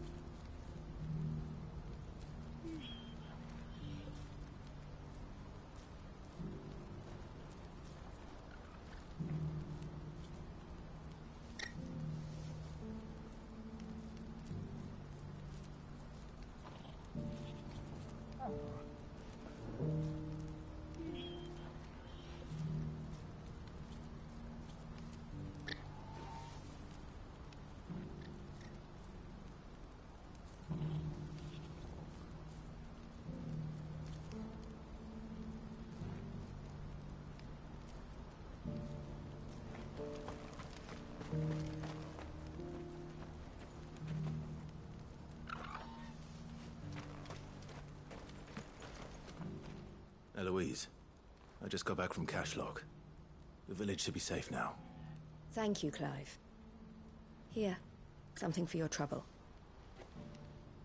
Well then, now that you have laid the groundwork for our little project, I suppose we'd better finish the job. The first thing we'll need to do is make sure our offer for the bearers is accepted.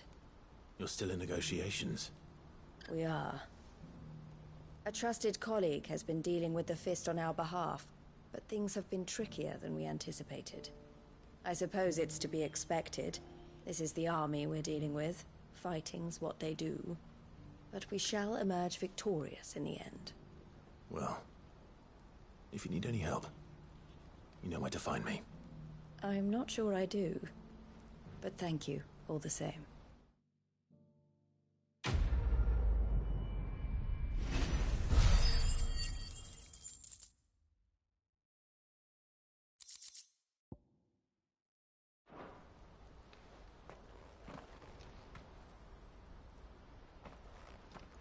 Ah, Clive.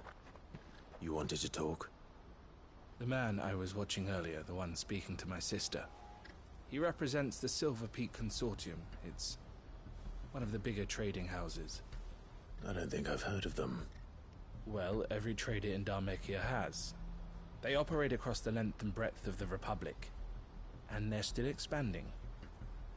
They've been trying to get Eloise to join their ranks for some time now. And judging by her reaction earlier, I'd say she had half a mind to accept their latest offer. And you'd rather she didn't? I would rather she did what makes her happy. And I would never deny her such an opportunity. Eloise saved me from slavery. And we have striven to save others like me ever since. But this was not the life my sister wanted, nor the one she deserves.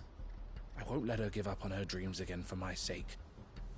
She freed me from my bonds, and she must be freed from hers in turn. You're a good man, Theo. I have always been grateful for what my sister did for me, and I want to repay the favor by letting her live her own life. But each time an opportunity to do just that arises, she turns it down. For my sake. She loves you. And I love her. Which is why I want this time to be different. To show her that I don't need to be watched over anymore. Though I'm sure I'll still need some help from time to time. I trust that I can count on you. Always. Thank you, Clive. Well then, I had better get back to work. These bearers aren't going to move themselves. That's a job for the Crimson Caravans.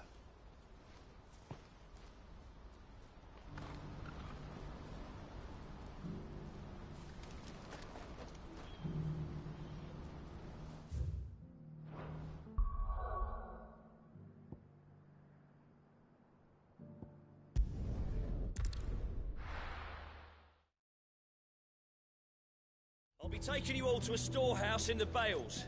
Leave anything you don't need behind.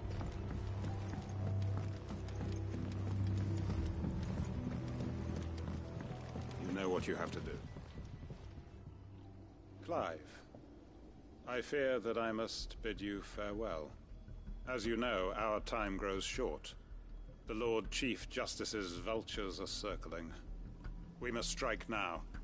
Before we part, I want you to know that, though I may not always have been your most vocal ally, I trust you, as I trusted your predecessor. Thank you. I appreciate the sentiment, and I understand more than anyone how you feel. But is revenge really the answer? It is the one I found, and it is all that I have lived for since that day. But what of Lostwing? Everything you've built. I built Lostwing to achieve this aim. Once it is done, the village will have served its purpose. My comrades and I are sure of our cause, and we shall fight to the last, come what may. But there are those among us who cannot fight. Children, the elderly, bearers afflicted by the curse. I would place Lostwing in their hands, if I thought it would do them any good. But a village home only to the frail and the infirm is not likely to stay a safe haven for long.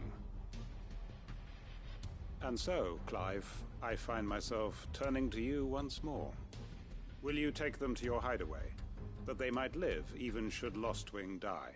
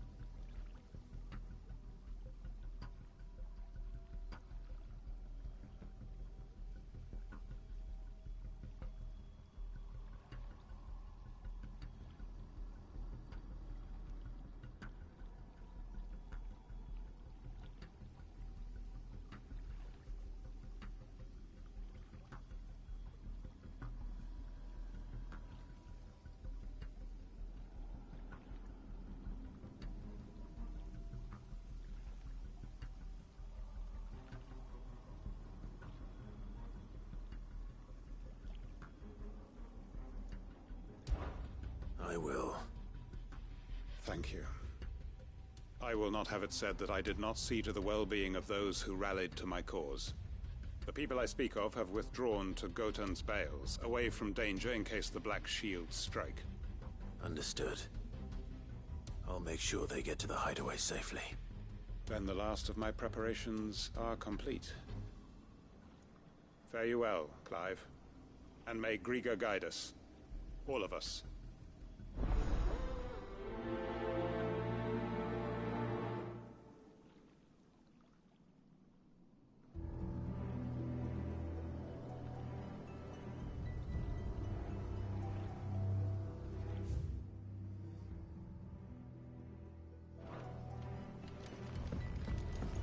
Come then, brother.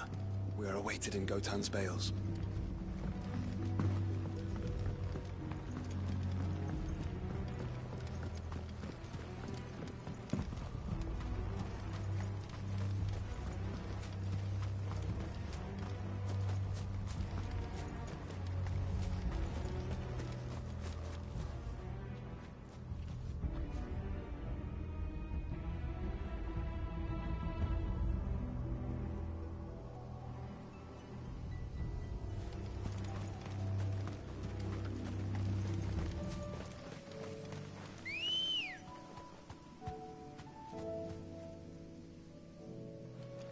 Let's go.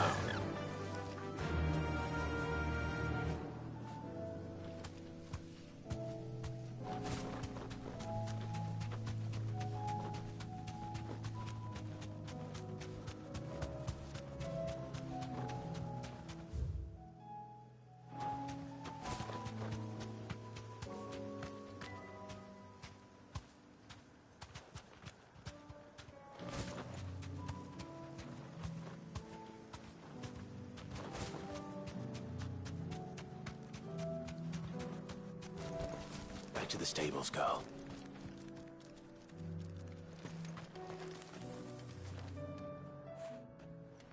Everyone, Quinton has asked that you come with me. He can no longer guarantee your protection, but I can. There's a safe place I can take you to.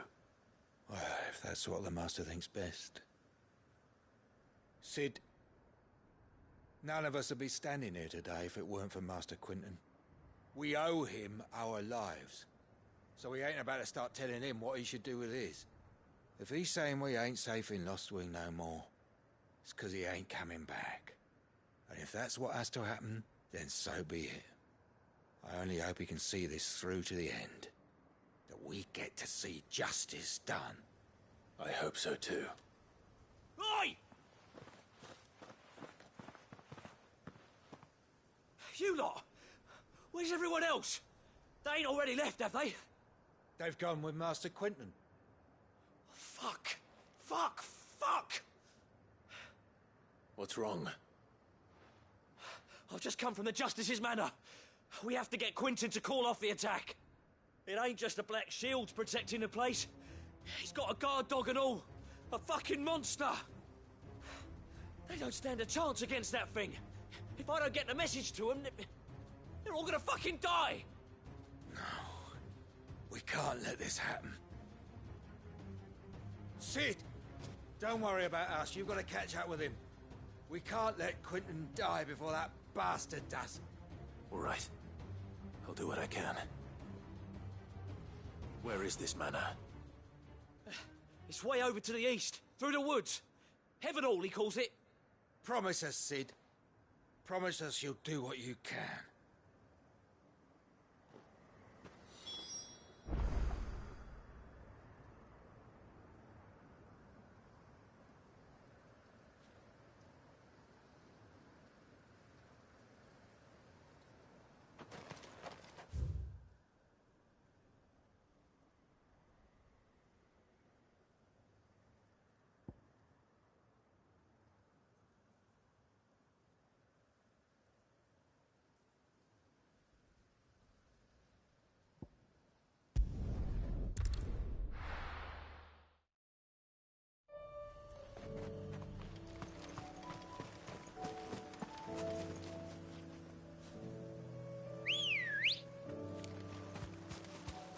Come on.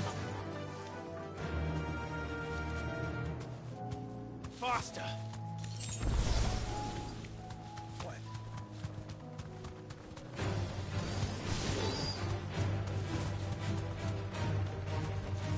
Be safe.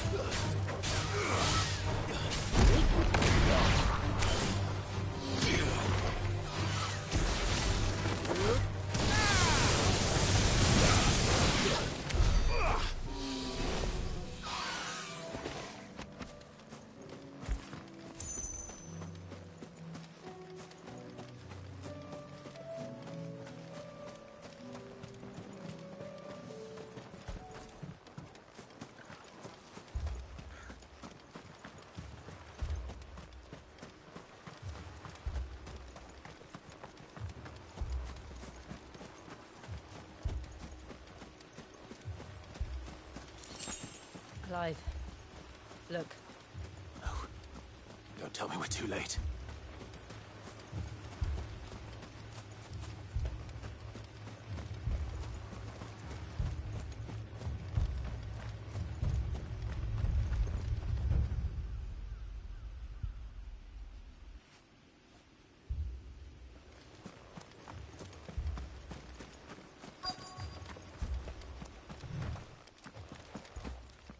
Quentin, are you all right? No. But I am alive.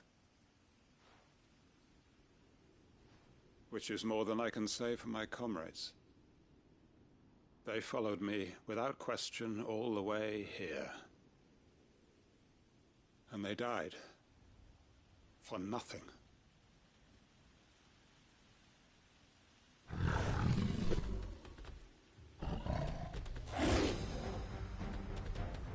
This must be the guard dog. Quentin. I'll hold it off. You go. But... Your comrades didn't die for nothing. They died for you. Don't let their sacrifice be in vain. I won't. Come on, then. That is no mere guard dog. No. Just a rabid beast that needs to be put down.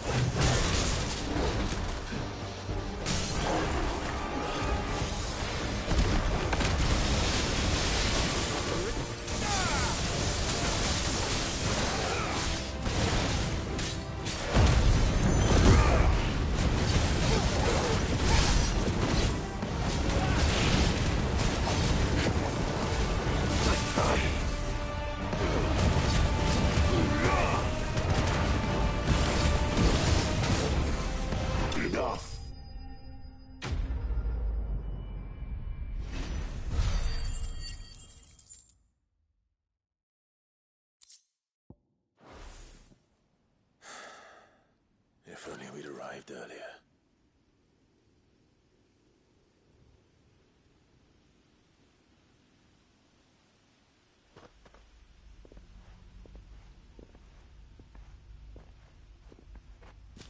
Is it over? It is. He wept and begged for mercy. And I cut him from ear to ear. Just as I dreamed of doing all these years. All my plans. Building a haven in Lostwing.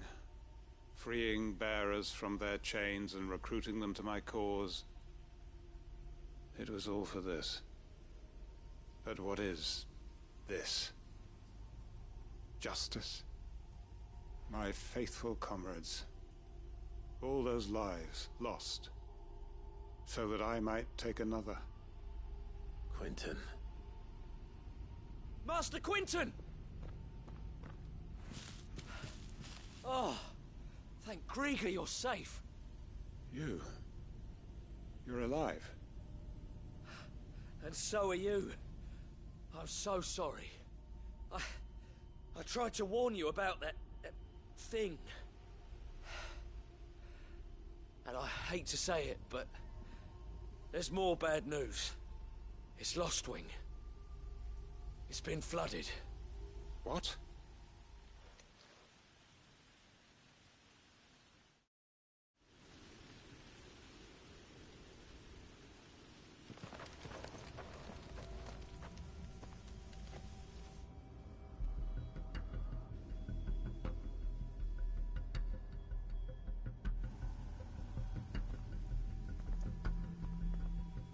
Lost Wing. My Lost Wing. And look who's here. They must have stolen in after we left, just before the flood struck. What if there are still people in there? Don't be a fool!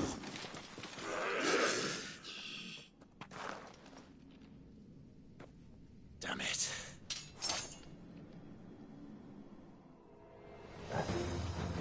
Quinton's not going to last long in there. Then we finish this quickly.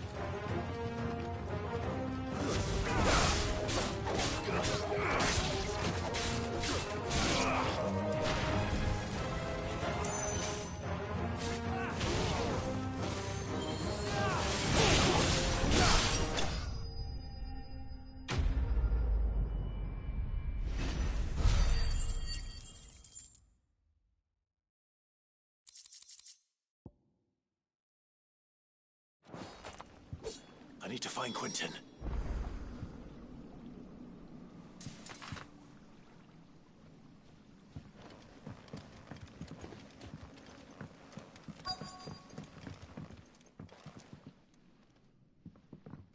Quinton!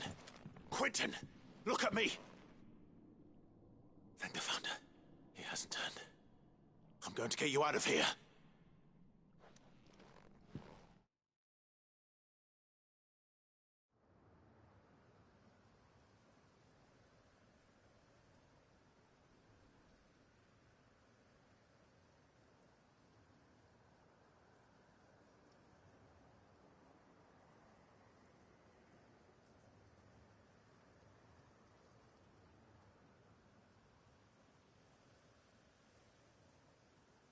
Welcome back to the land of the living. Is Lost Wing? The flood has filled the valley. I see. Then all is at an end. A strange way to achieve one's life's ambition. No, Master Quinton. Save your strength. Why?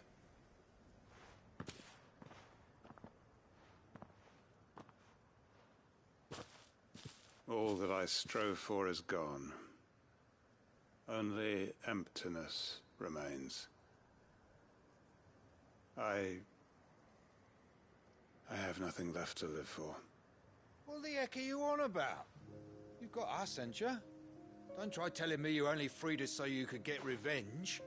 We're more than that to you, and we all know it. I thought you weren't coming back. But I prayed, and you did. There's got to be a reason for that, right? Can't we just go back to how it was? You know, you looking after us all. Your work ain't over yet, Master Quinton. We believed that you were the right man to lead us, and we still do. Your village may be lost, but it seems your people aren't, so long as you remain to guide them. But why? After what why would anyone follow me? 'Cause we're family, aren't we? Family? Yeah, and all our comrades who went with you, they felt the same. Lostwing weren't just a village. It was all of us. It was. And as long as we're still here, it is too. We can start again. Build a new Lostwing, right here in the Bales.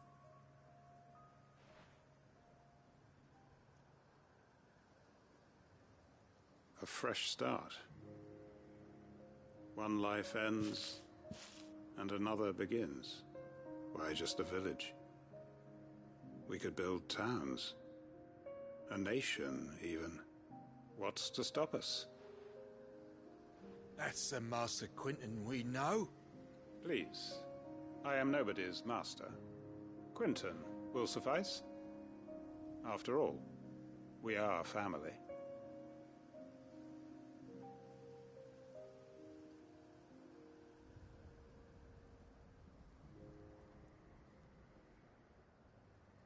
Permit me to withdraw my request. I will no longer be needing your help in looking after my people. I'll pretend you never asked. But you must be rewarded for your efforts on our behalf. You saved my life twice over. And more besides. A bottle or two of your finest red will suffice. Of course. Nothing but the best. And I have a feeling that this year's vintage will be the finest yet. If you don't mind waiting, that is. I look forward to it.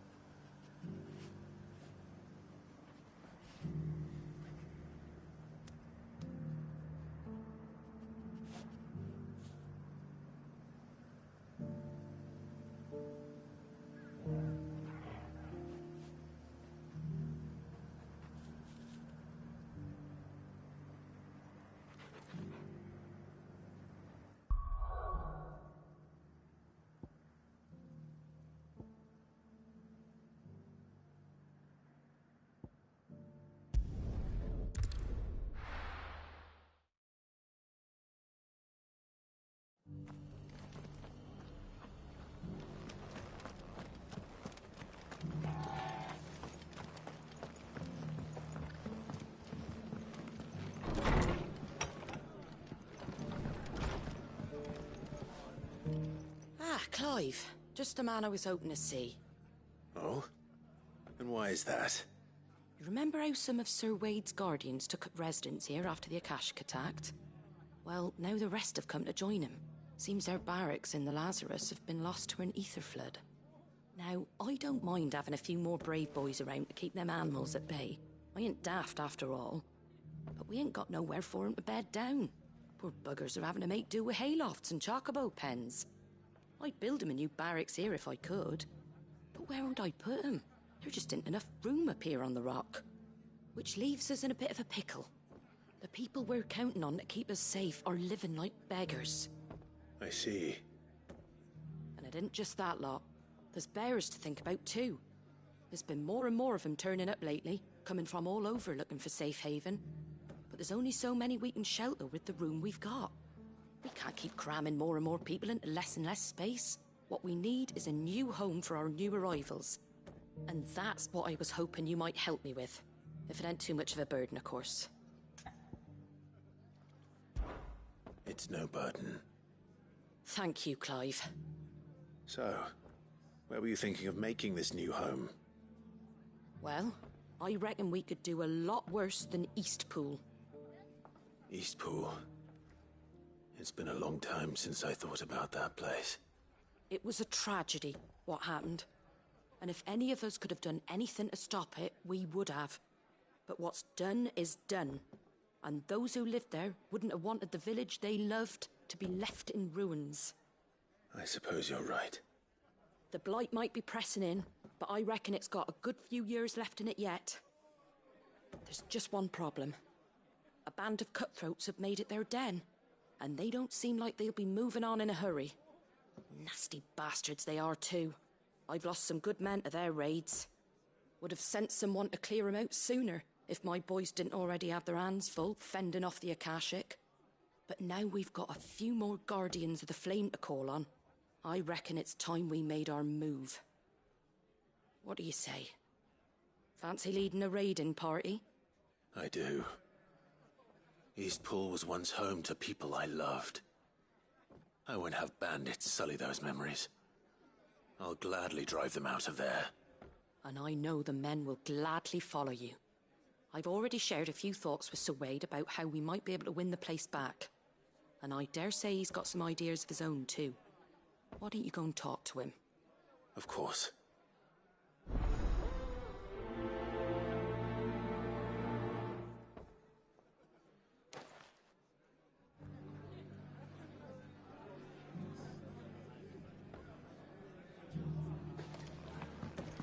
Back to Eastpool, then. Not just yet. Let's hear Wade's plan first.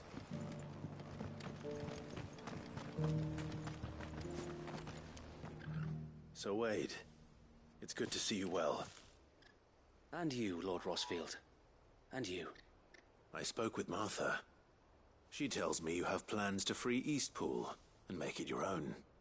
That's right, though it was mostly her idea.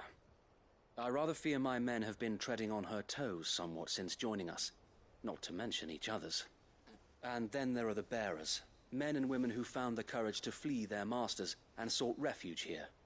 We need somewhere to settle them, and I can think of worse places than Eastpool. As can I. Which is why I agreed to help you win it back. That's very kind of you. I'd be most grateful if you would. With you beside us, we shall soon send that rabble of rogues running for the hills. So, what can you tell me? That thankfully there aren't too many of them. Fewer than a dozen at our last count. And rather less, thankfully, the road that leads there will more than likely still be crawling with Akashic. A small force would suffice to clear the village, but if the Akashic were to follow them in, that force could end up trapped between a rock and a very hard place indeed. I'll head into Eastpool and deal with the bandits. You and the Guardians can stay outside the village and fend off any Akashic who come too close. Make sure I'm not taken unawares. I can't ask you to bear all that risk yourself, my lord. The Akashic are the bigger risk. I can handle a few bandits. Well, if you're sure, I shall summon my men at once. Shall I wait for you here? No need, my lord. You go on ahead. We'll be with you before long. All right. I'll meet you at Eastpool then. We shall see you there, and may victory await our coming.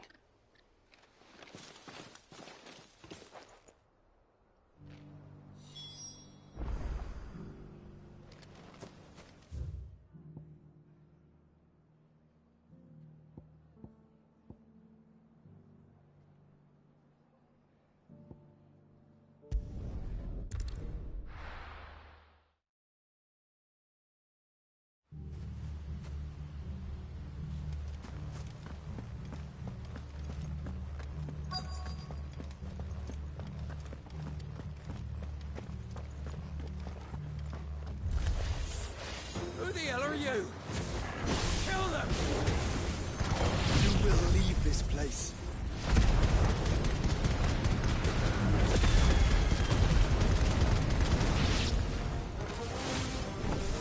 Or face the consequences. That's the end of that, then. Or maybe not. What's that thing doing here? Doesn't matter. It knows too.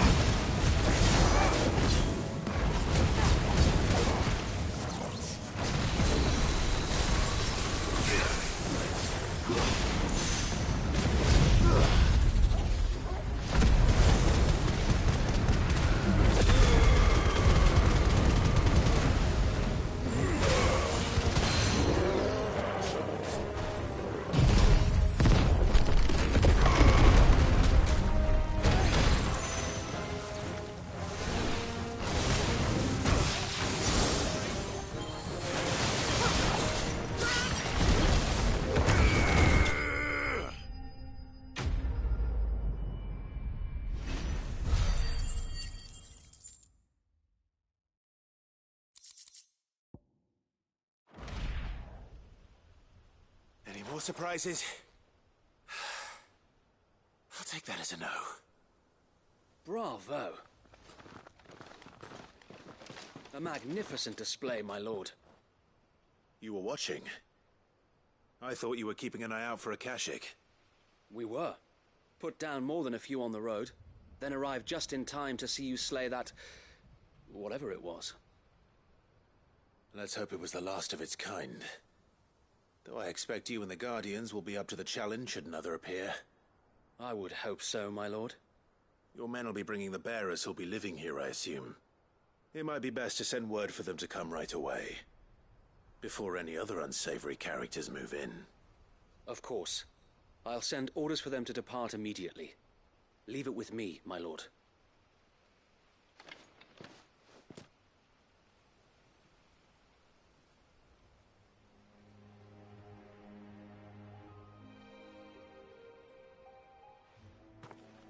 Home.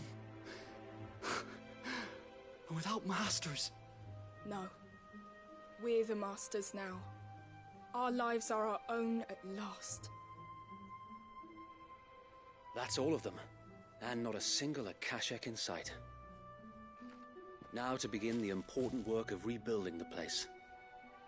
It won't be easy. Especially not after 5 years of beasts and blackguards having their wicked way with the place. The masonry might still be sturdy enough, but half the beams are rotted. Those that weren't lost in the fire or burned by the bandits, that is. It'll take a bit of elbow grease, but we'll see Eastpool rise again. Just you wait. So wait. Lady Hannah is buried here. If you don't mind, I'd like Oscar to join the rebuilding efforts. He should be a part of this. Of course. I couldn't agree more. I'll let Martha know that everyone arrived safely. If you need anything more, you have only to send a Stolas. And we will, my lord. Safe travels. Eastpool lives again. Let's go and tell Martha the good news.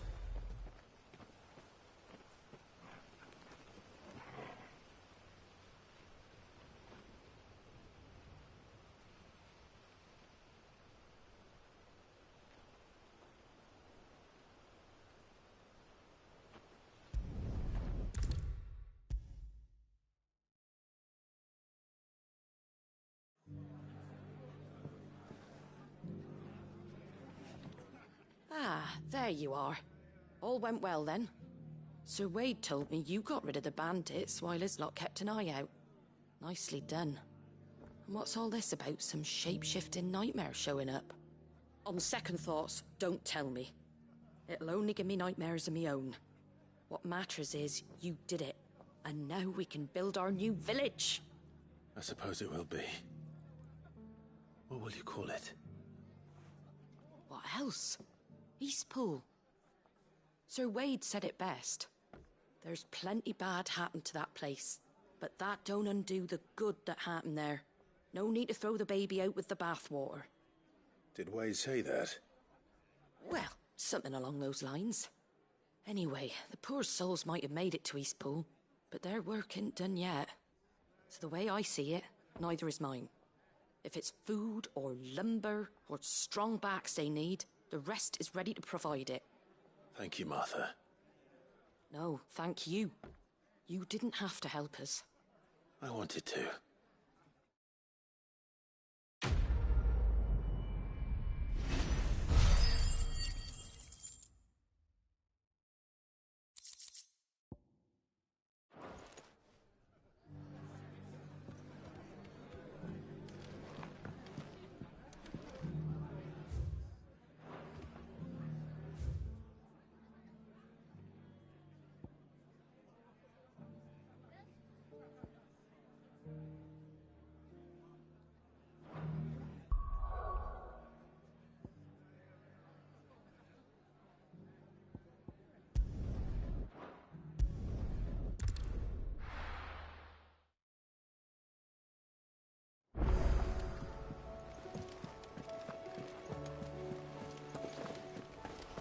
Did you see that? Tell me you saw that.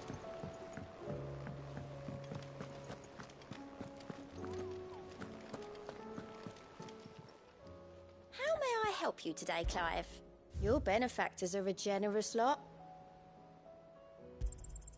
All yours. Come again. I may have more for you.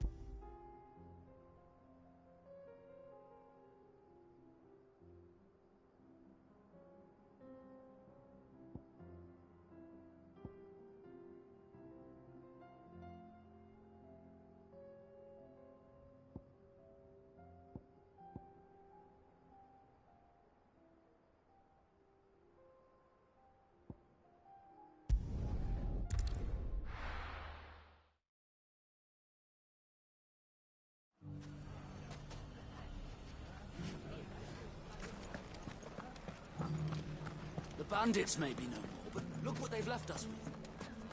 We'll have a hard time putting it. Mummy, are the bad men going to come back? The gentlemen of the town guard are a strapping bunch. Perhaps. Are you looking for something in particular?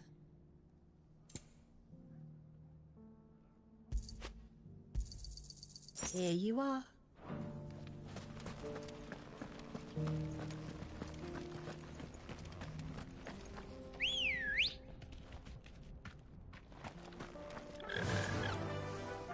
Fly, Ambrosia.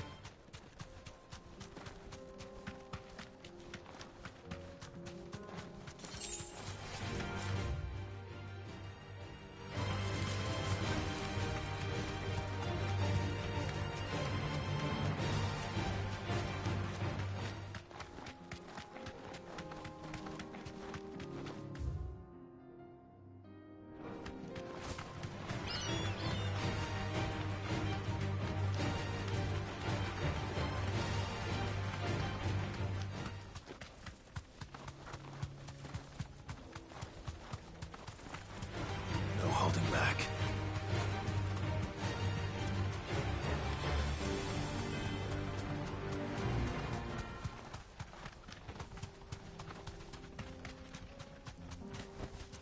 No need to ride from here.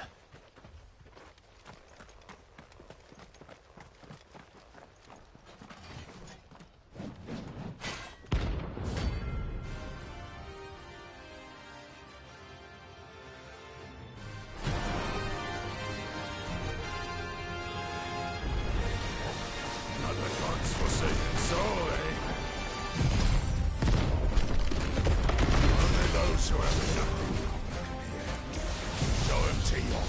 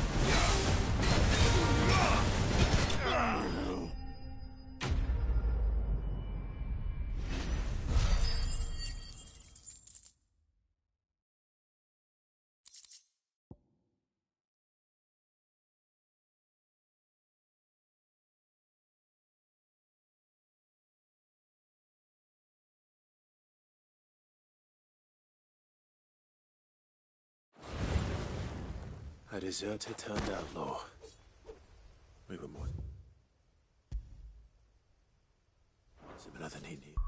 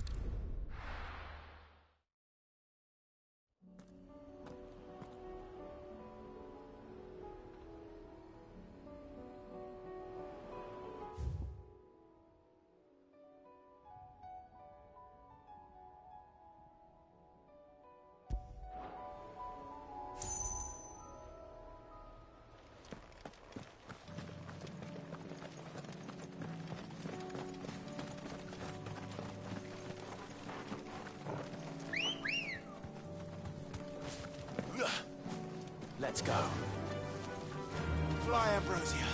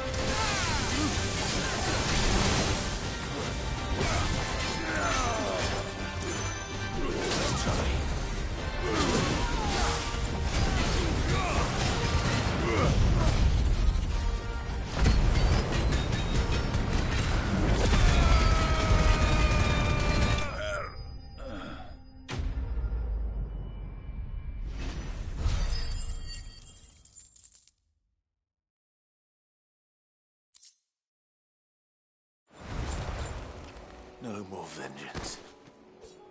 No more war.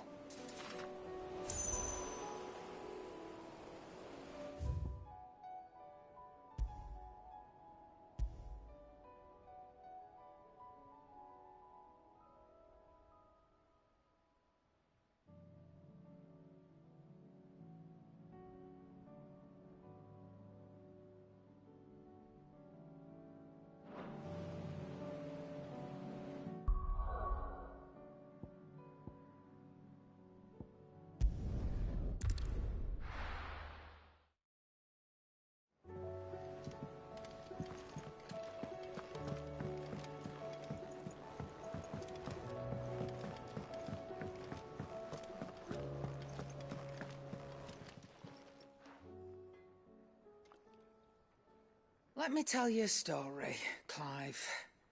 All right. Them rumours Wetlegs were spreading. Might be they weren't just tales plucked out of thin air. You see, there were a time when I weren't too particular about who I sold steel to, so long as they paid me the right price. Some women lust after blood, others after flesh, but me, I were always one for gold. And to satisfy that lust, I sold to opposing armies, stabbed my every client in the back, made myself the most hated woman in the twins. But then one day I met a man who made me a different kind of offer. Said he'd give me access to a realm-wide community of like-minded individuals in constant need of steel and sundries. On the condition I sold to him and his alone. Was that the first time you met Sid? Aye. And I fell right into his damn trap. He were true to his word, so I ended up being true to mine. And I soon started making the best profits I've seen since taking up the trade. And all without aiding or abetting any outlaws. Except Sid himself, that is. Told me about his plan to topple the mother crystals, you know. Said that with them gone, the realm would want for all manner of things. An opportunity for the likes of me to mint gil.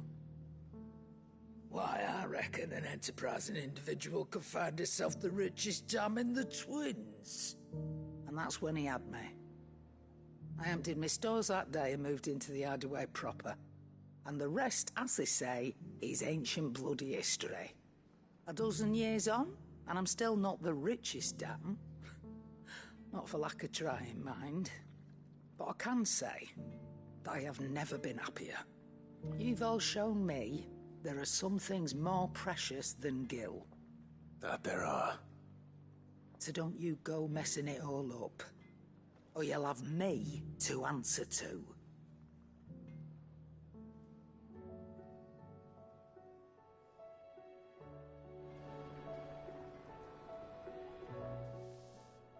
Clive. Go on, then.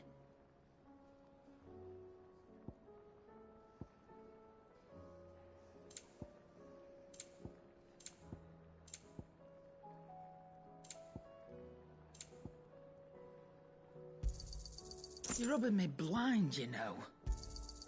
You'll not find a better price than that. It'd better all be here. Finished, are you?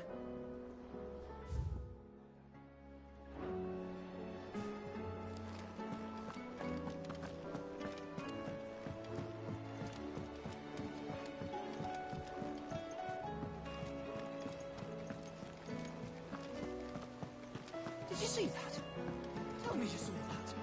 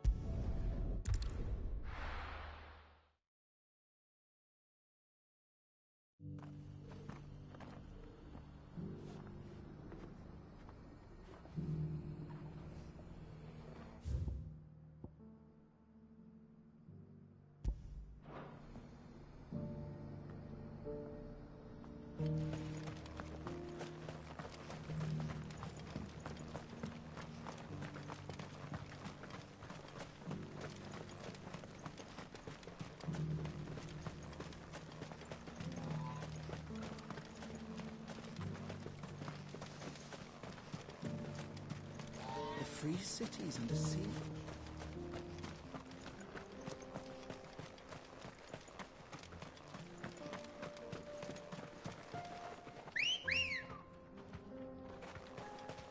Let's go. Run like the wind.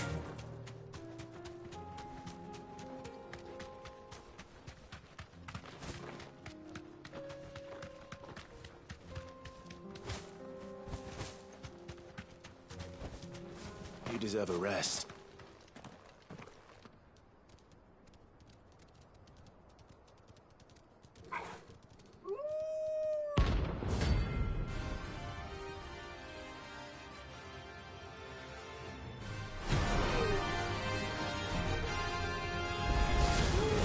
Remember, you're on my side, Togo.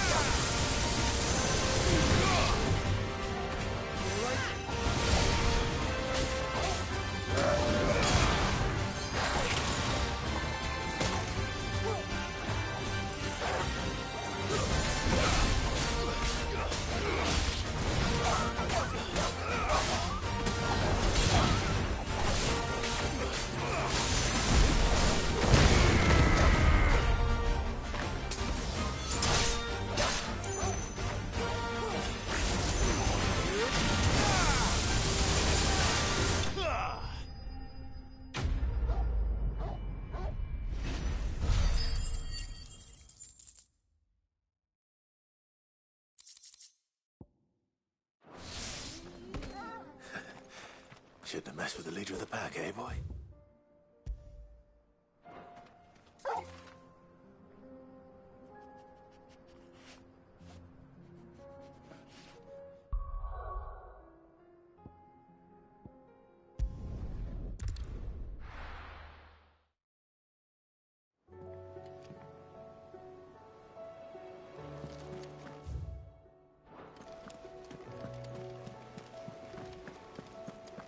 Did you see that? Tell me you saw that.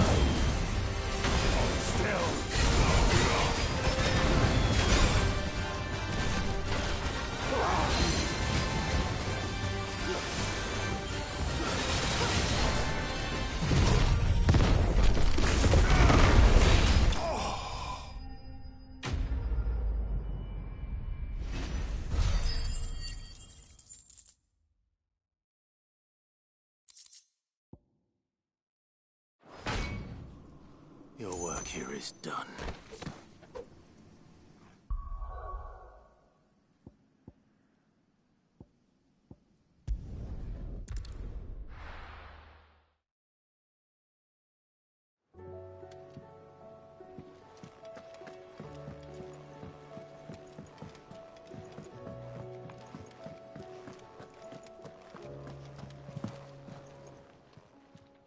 Still alive, are ya?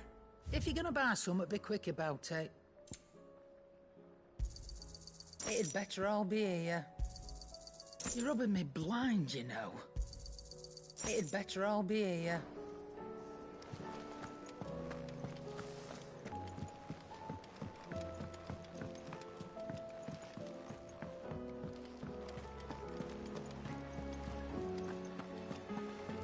Did you see that? Tell me you saw that.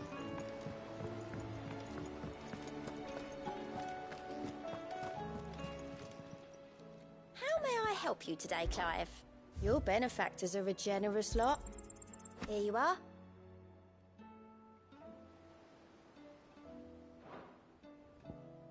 Come again. I may have more for you.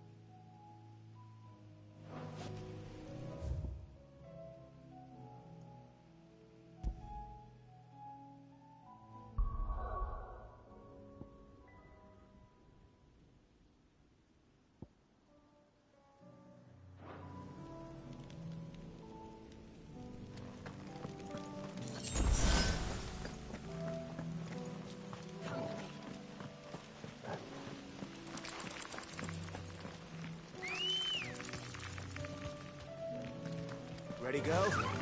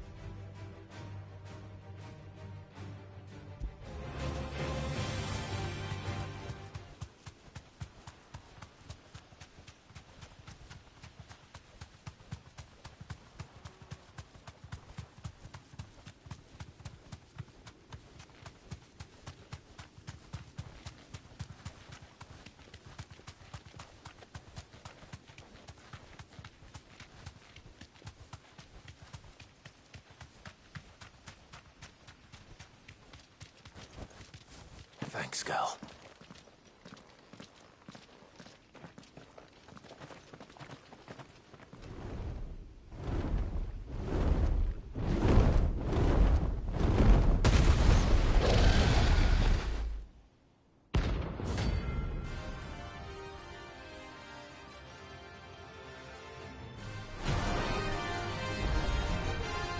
Found her.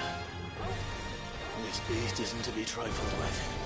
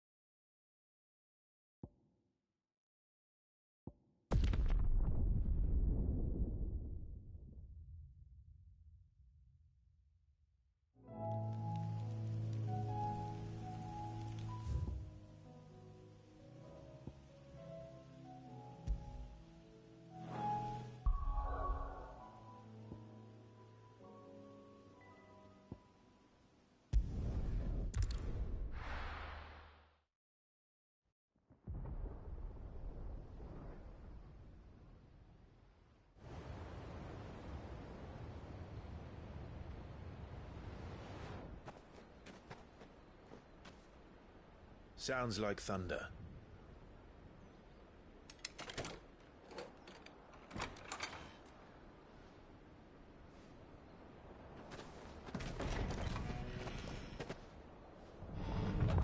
You're late. I was starting to think you'd stumbled off a cliff. I seem to recall that was you, Gav. Good to see you. Any trouble on the road? Nothing we couldn't handle. I knew you'd come. Is that who I think it is? Yes. Allow me to introduce my brother, Joshua. Clive's told me all about you. Or even listening most of the time. Name's Midadol, but everyone calls me Mid. My lady. Hey?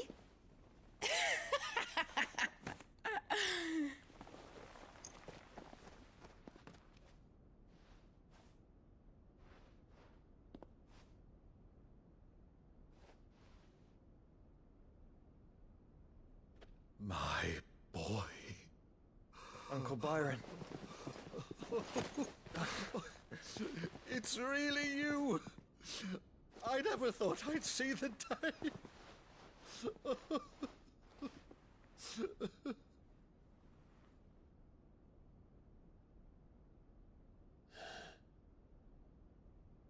So these Akashic are being controlled? That's what it looked like. Empty eyes, eerie blue glow. No doubt they were turned, but silent as monks, every last one of them. Your man here speaks true, Clive. We saw more than a few in the city. They moved in ranks with a purpose, and not of their own. Ultima's doing. Perhaps. What of the city? The people? Dead, mostly. Mostly, but not all. A handful managed to lock themselves in their villas before the Horde arrived. Some in the Merchants' District to the west, and a few others on the far bank. If the Akashic stumble across either hiding place, a few bolted doors won't hold them for long. We need to find them. And quickly. What do you propose? We split into two parties. I will make for the Merchants' District, while you look to those across the river. Mind keeping an eye on my brother? Not at all. We find the villa and try the servants' entrance. Understood. And what of us? Mid, is she fit to sail? The ship, the Mithril engine could probably do with a few more tweaks. Then you better work fast. Even if we do reach the survivors in time, they'll never make it to the hideaway on foot. You leave that to me. See that Mid doesn't get herself into trouble, would you? Think I can manage that? I'll keep him safe. Looks like you stuck with me, Byron. That's Lord Rossfield, you little gutter snipe!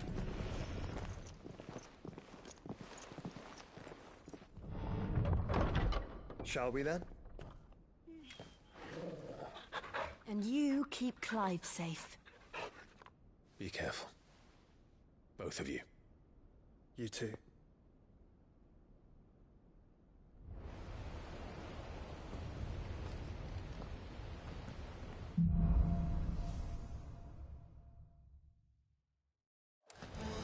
All right, Torgal. Let's find those survivors.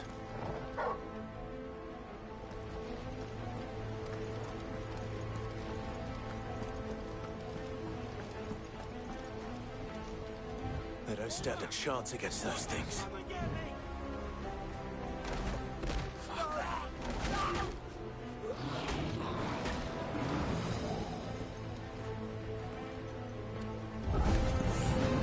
They've been routed.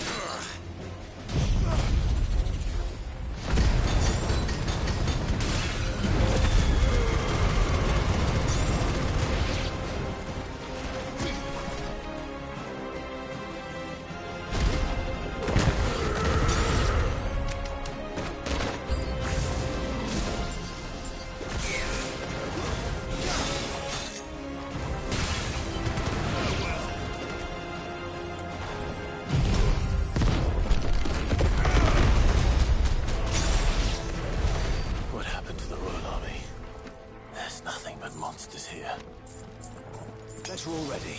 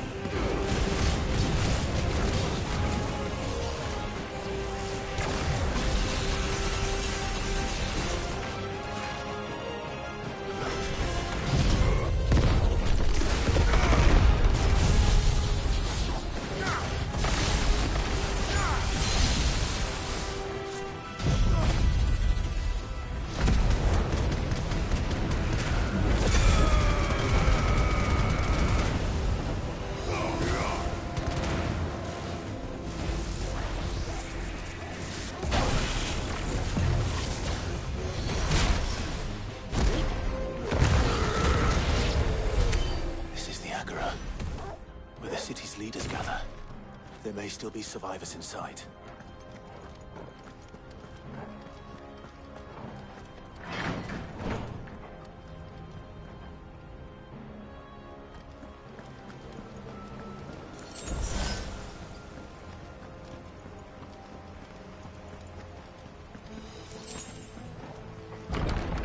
Where are they?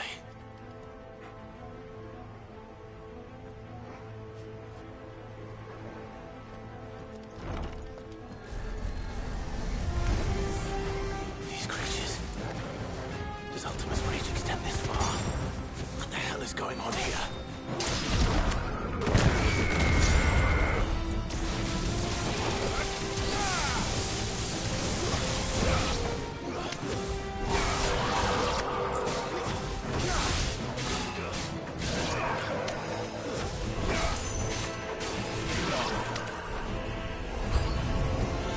Where is your master? What does he want?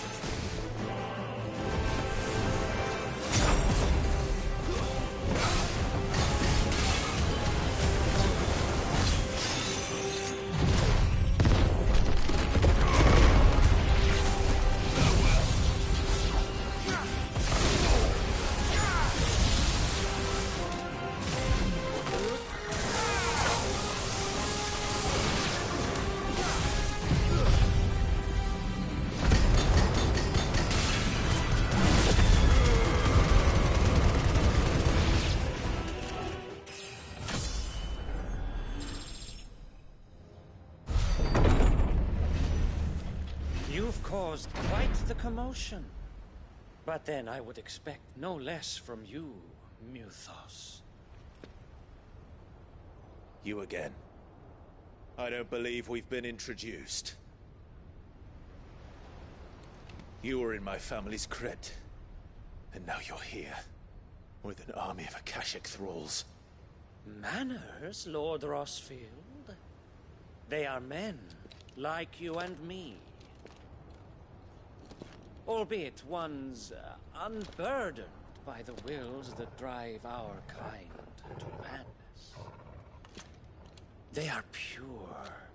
They are divine. What? And they are all that remains in this once raucous city. You'll pay for what you've done. As you wish. I confess I have been very much looking forward to this. Pardon me this indulgence, Your Majesty. The vessel shall not be spoiled.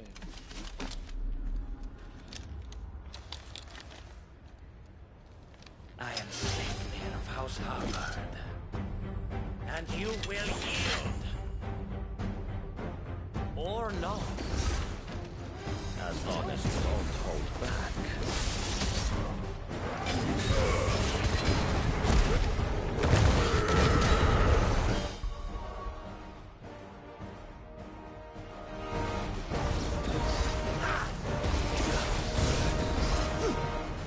Too slow.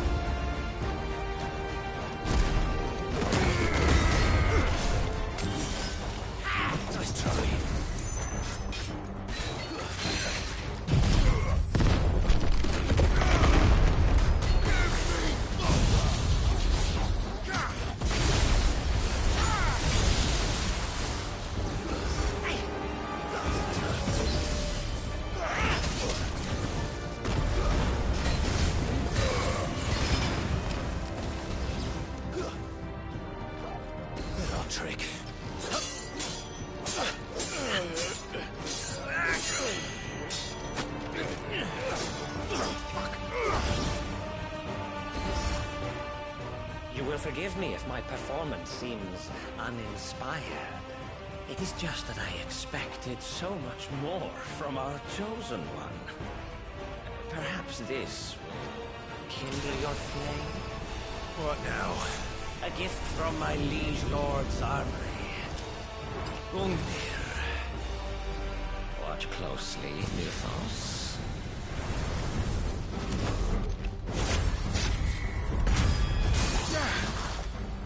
Yes! Yes!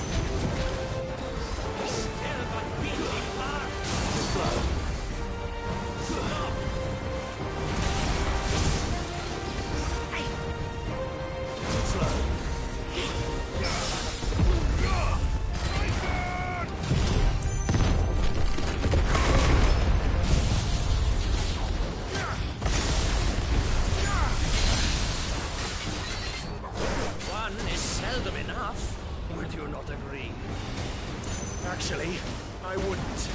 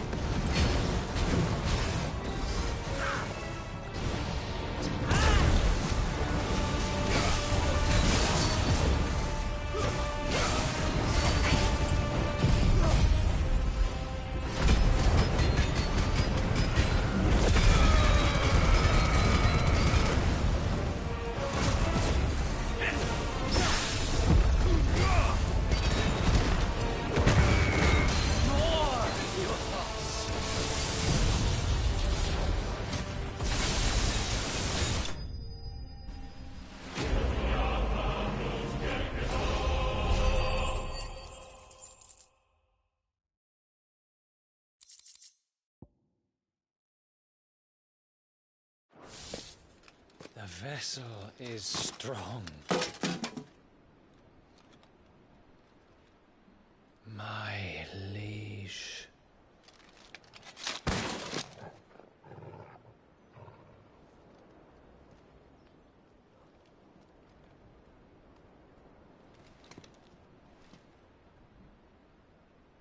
Clive! You're all right. As are you, I see. We are, yes. I'm sorry, but we couldn't save them. It was over before we arrived. Well, you did what you could. I fear we were all too late. What's wrong? Nothing. I hope.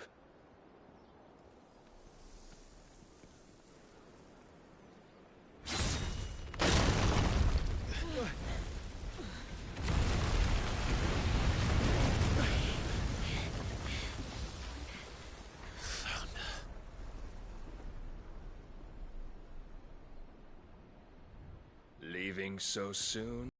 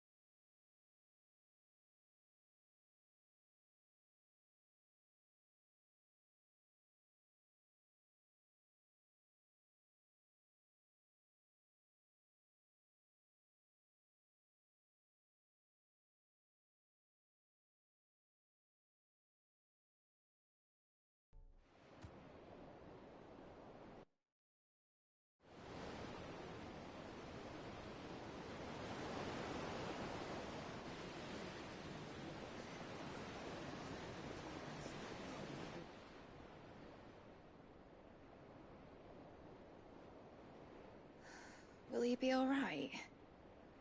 The phoenix can mend flesh, but the spirit must recover on its own. I'm afraid the rest is up to him. This place is remarkable. Outfitting it must have been no small feat. But why go to such trouble?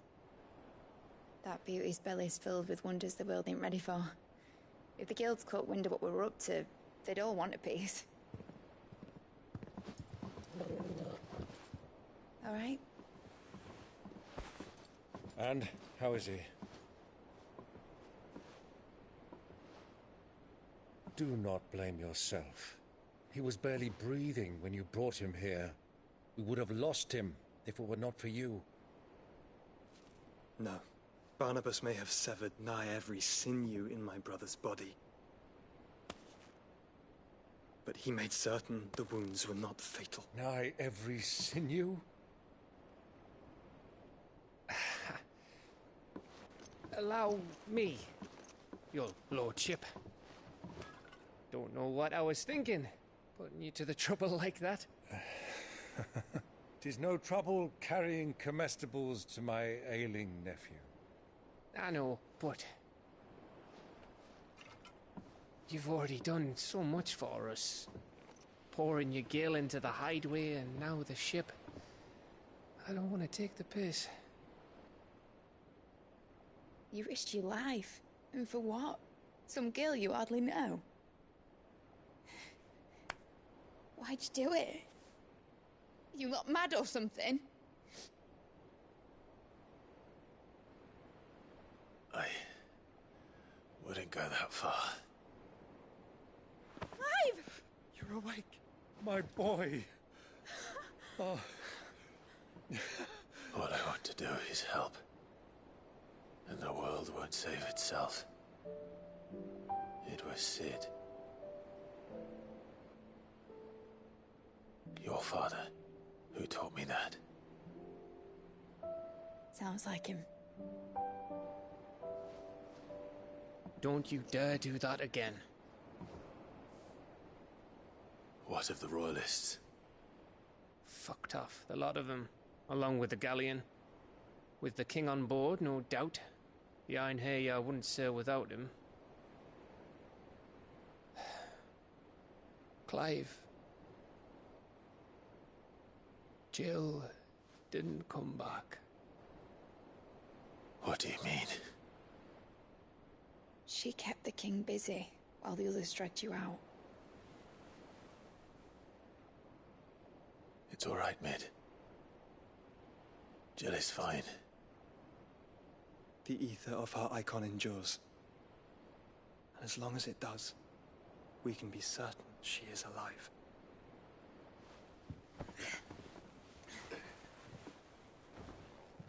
We must pursue the Black Galleon. Jill will be with the king, I'm sure of it. Well, good luck catching him, because my ship's going nowhere. It's the Mithril engine. She's got a kick like a wild chocobo and a mind to tear the hull in half. But do you have an idea? Well, of course I do. My dad'll have seen this coming a league off. If I had his old writings... If you had his old writings, you'd be sitting under a fuckload of rubble. The ones Otto didn't save anyway. I suppose he might still have a few pages in his stores. We'll have to hope it's enough. Do what you can to ready the ship. I'll speak with Otto. In your condition, you really are mad. Perhaps. But the world really won't save itself.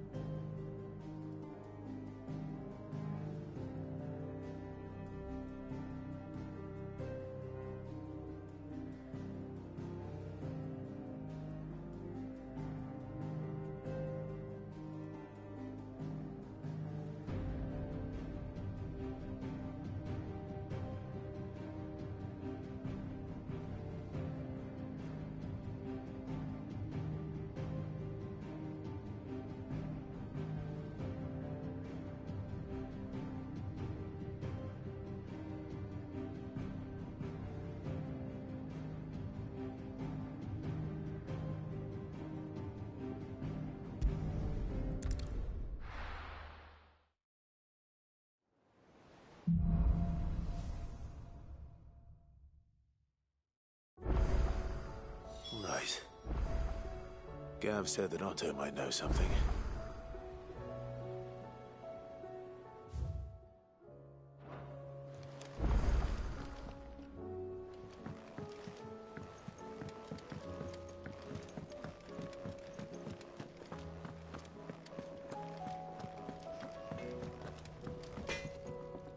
Trouble with your gear, or what do you want?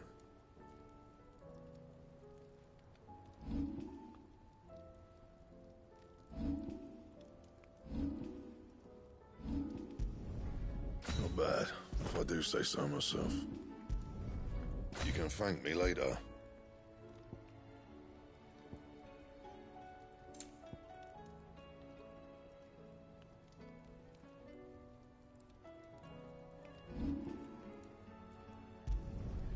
Should last you a good while. You can thank me later.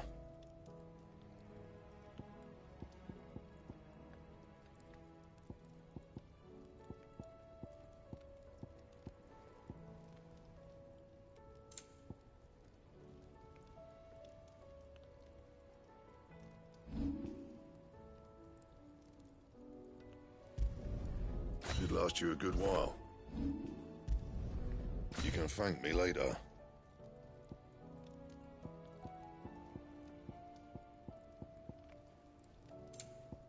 That it? Fine.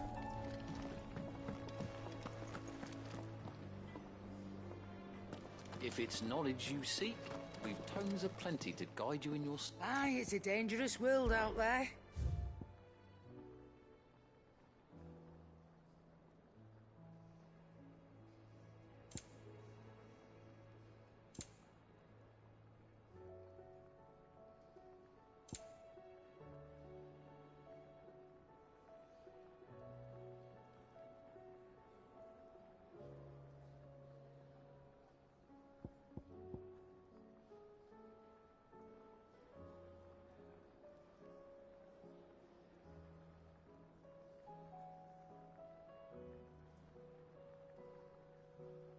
Come again.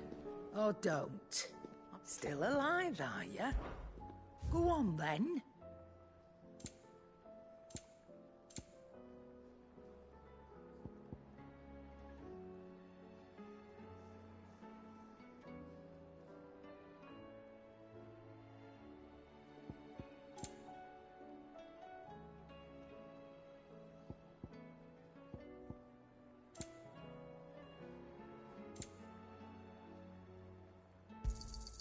It'd better all be here.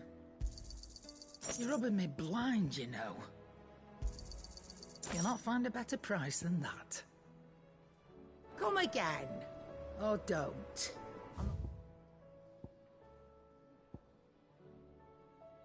Much bothered either way.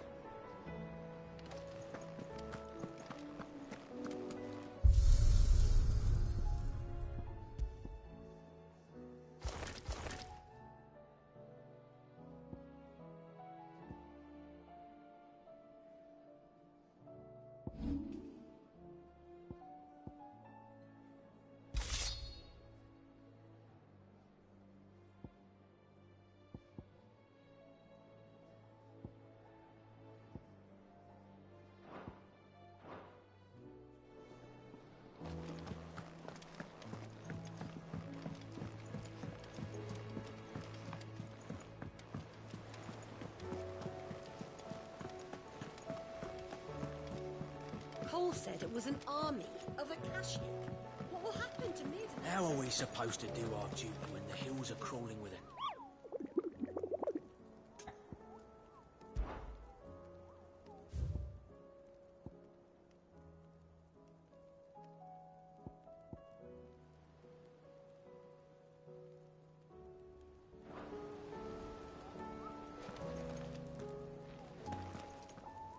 Clive? But if you're here, where the hell is everyone else? Don't tell me. They're all right. But it's a long story.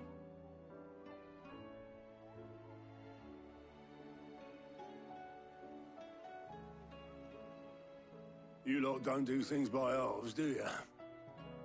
Well, at least everyone's still breathing. Now, as for these writings, I'm sorry to say, Clive, but if you had those, you'd be... Sitting under a pile of rubble, I know. But we were able to save a few bits and pieces from the ruins, most of which ended up being used to build this place. The more personal items we gave to the next of kin. In the case of Sid's things, that would have been mid.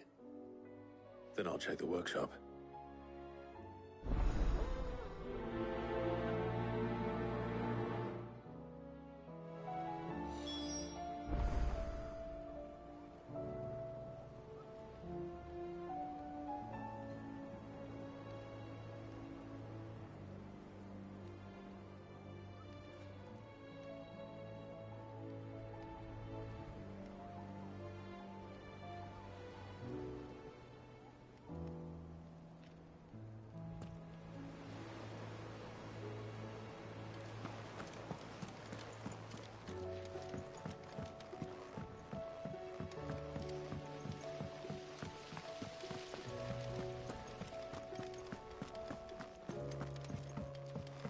If Amber and the Lazarus are gone, then... Do you think Mid's ship will ever sail?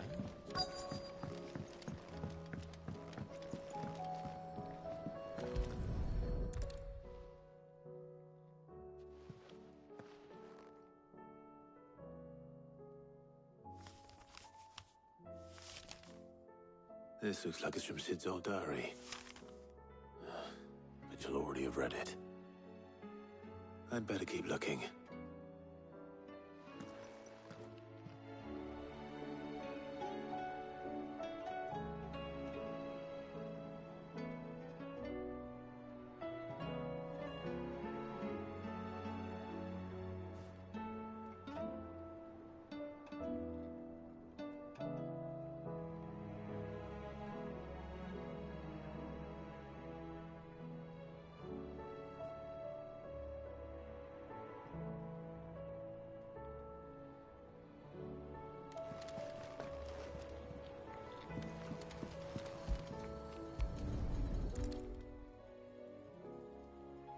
What do we have here? Oh. Sid's pipes. Something tells me Mid won't be needing these.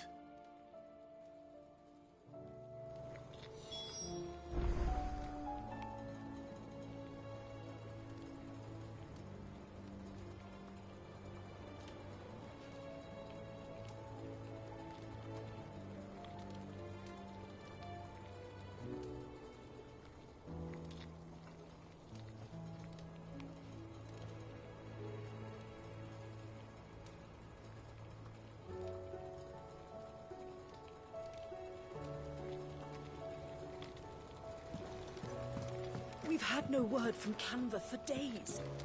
Please tell me Mid is all right.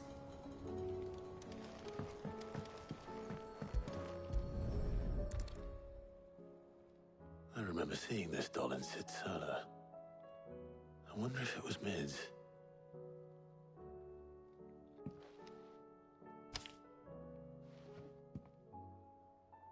Huh. What's this tucked inside it?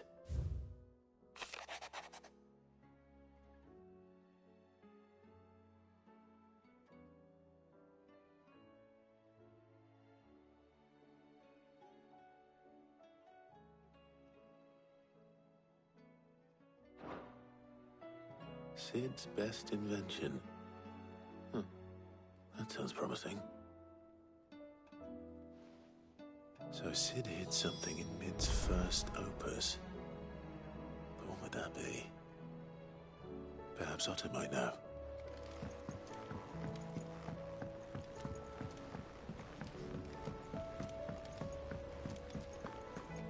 If Amber and the Lazarus are gone, then...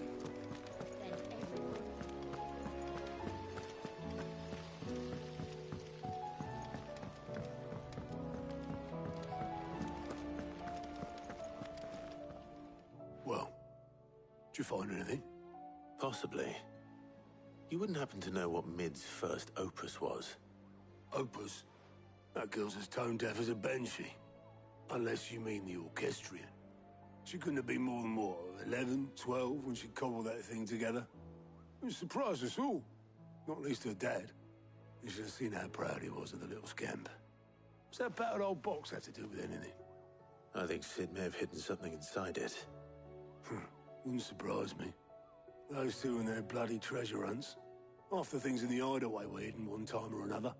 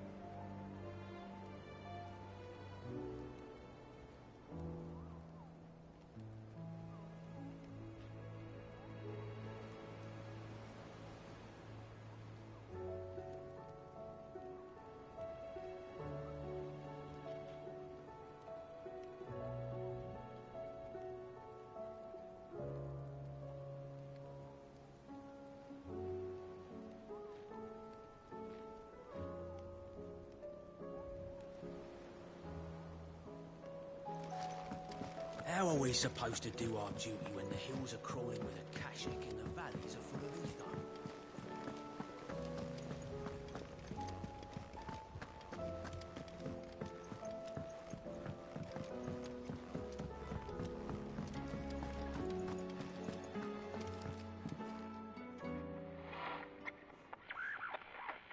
I didn't break it. Well, I didn't break it. What didn't you break? Nothing. We didn't break nothing. We definitely didn't break the orchestrion. What's wrong with it? It's broken. Except when it isn't.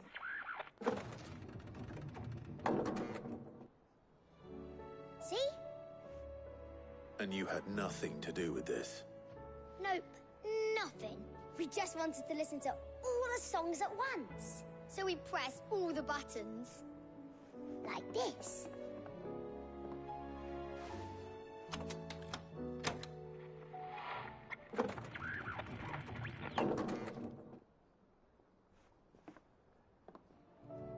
See? All too well. All right, out of the way.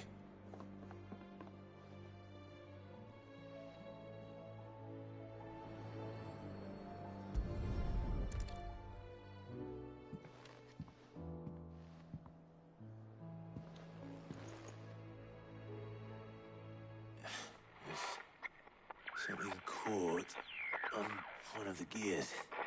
Did you break it? Can you fix it? No, I mean, yeah, yes. There. How about now? You fixed it! Sid fixed it! He more than fixed it! Yeah, new music! Huh. Never heard this one before. They started playing when I removed this. Whatever it is.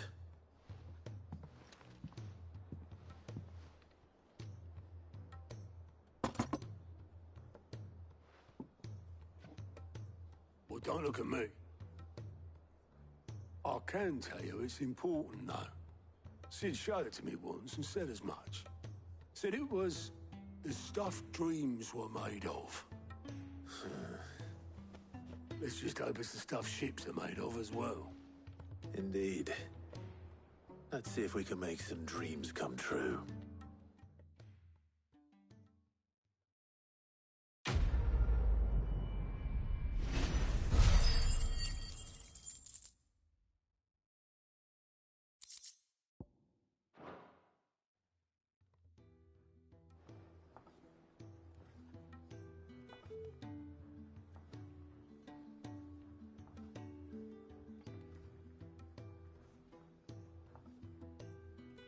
Just the two I was looking for. Aye. Who's a patient? Actually, yes. The Crown Prince just left. Dion left? Unless you've another word for stood up and walked off. Yes, left. He did have the decency to leave a message with Obelisk before commandeering one of his dinghies. Should we go after him? No. We're not the Prince's keepers. He's free to do as he sees fit. I'd rather he did so in bed. His wounds are nowhere near healed. Much like yours, I suspect. Otto told me what happened in Canver. What is it with this realm's princes and their aversion to rest? Ask me when I get back. Though I may be sometime. Then at least try to stay safe. And if that fails, try to stay alive, eh?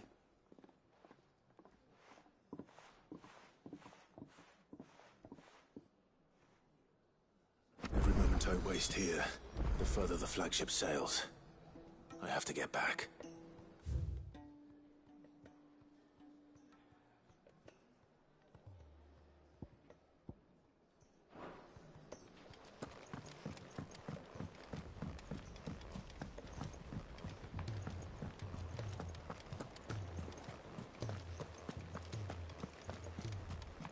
Cole said it was an army of Akashi. What will happen to Mid and the others?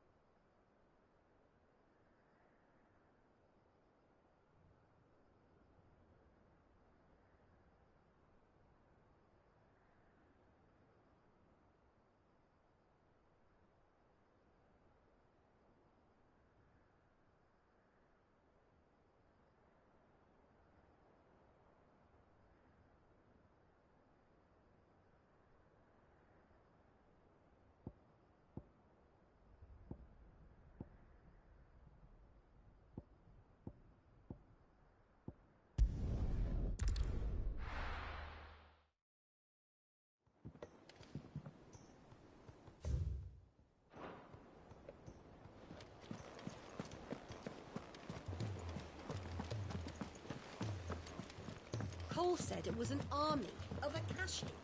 What will happen to Mid and the others? They'll be fine as long as City's... All right, Clive. Blackthorn told me you helped him out again. Tough for that. Speaking of which, I'm actually a bit, Worried about him. And you want my advice? afraid so. It's a bit of a funny one, this, but I saved this posh knob while I was out on a mission, and he gave me this flashy ring to say thank you. So, obviously, I show it to Blackthorn, thinking he'll be impressed, only for him to go white as a sheet and quiet as a curl instead. Try as I might, I can't for the life of me work out what could have got him upset like that. And seeing as how Blackthorn opens up when you're around, I thought maybe... I'd speak to him again. Well, I suppose there's no point leaving him to stew. Cheers, Clive. I'll be sure to pay him a visit as soon as I have a moment. All right, I'll meet you by the forge then. You come along when you're ready.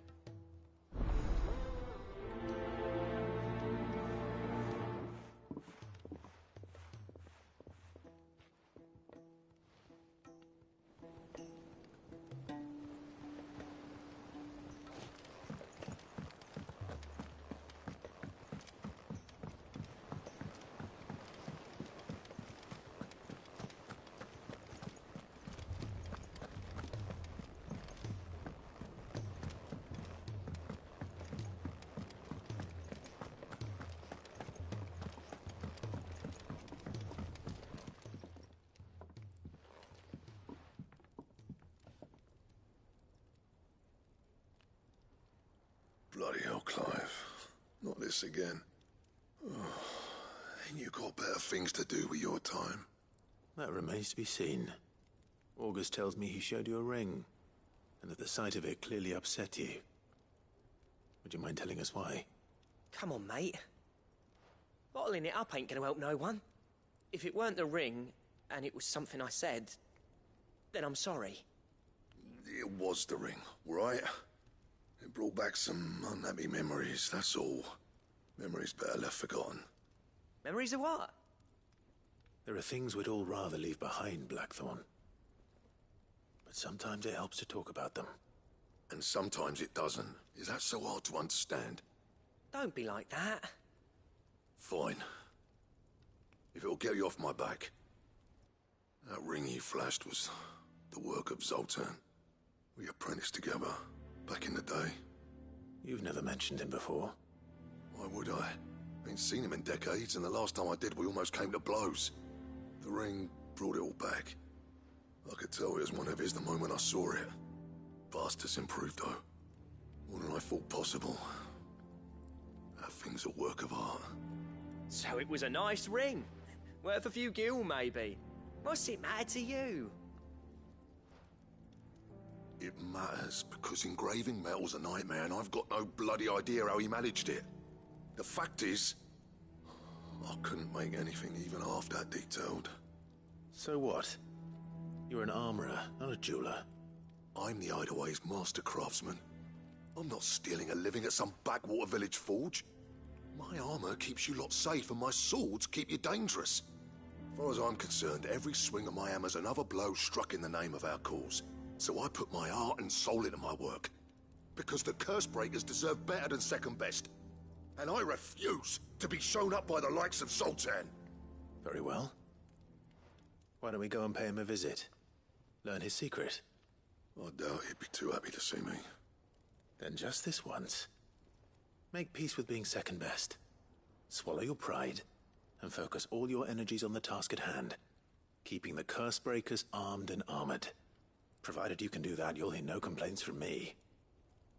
But if you can't, and it's going to distract you, we need to do something about it. What'd you say, Blackthorn? You know he's right. And it's not like you'll be going alone. All right. Magic. So, where do you reckon old what's-his-name is then? Zoltan, was it? In Dravozd, my old village. He won't have left. He's the chief. Dravozd, eh? That rings a bell. Not far from Tabor, right? Just north of the fields of Karava. Got that, Clive? Meet us at Dravos as soon as you can, yeah? And I'll make sure Blackthorn don't get cold feet. Good luck with that. I'll see you there.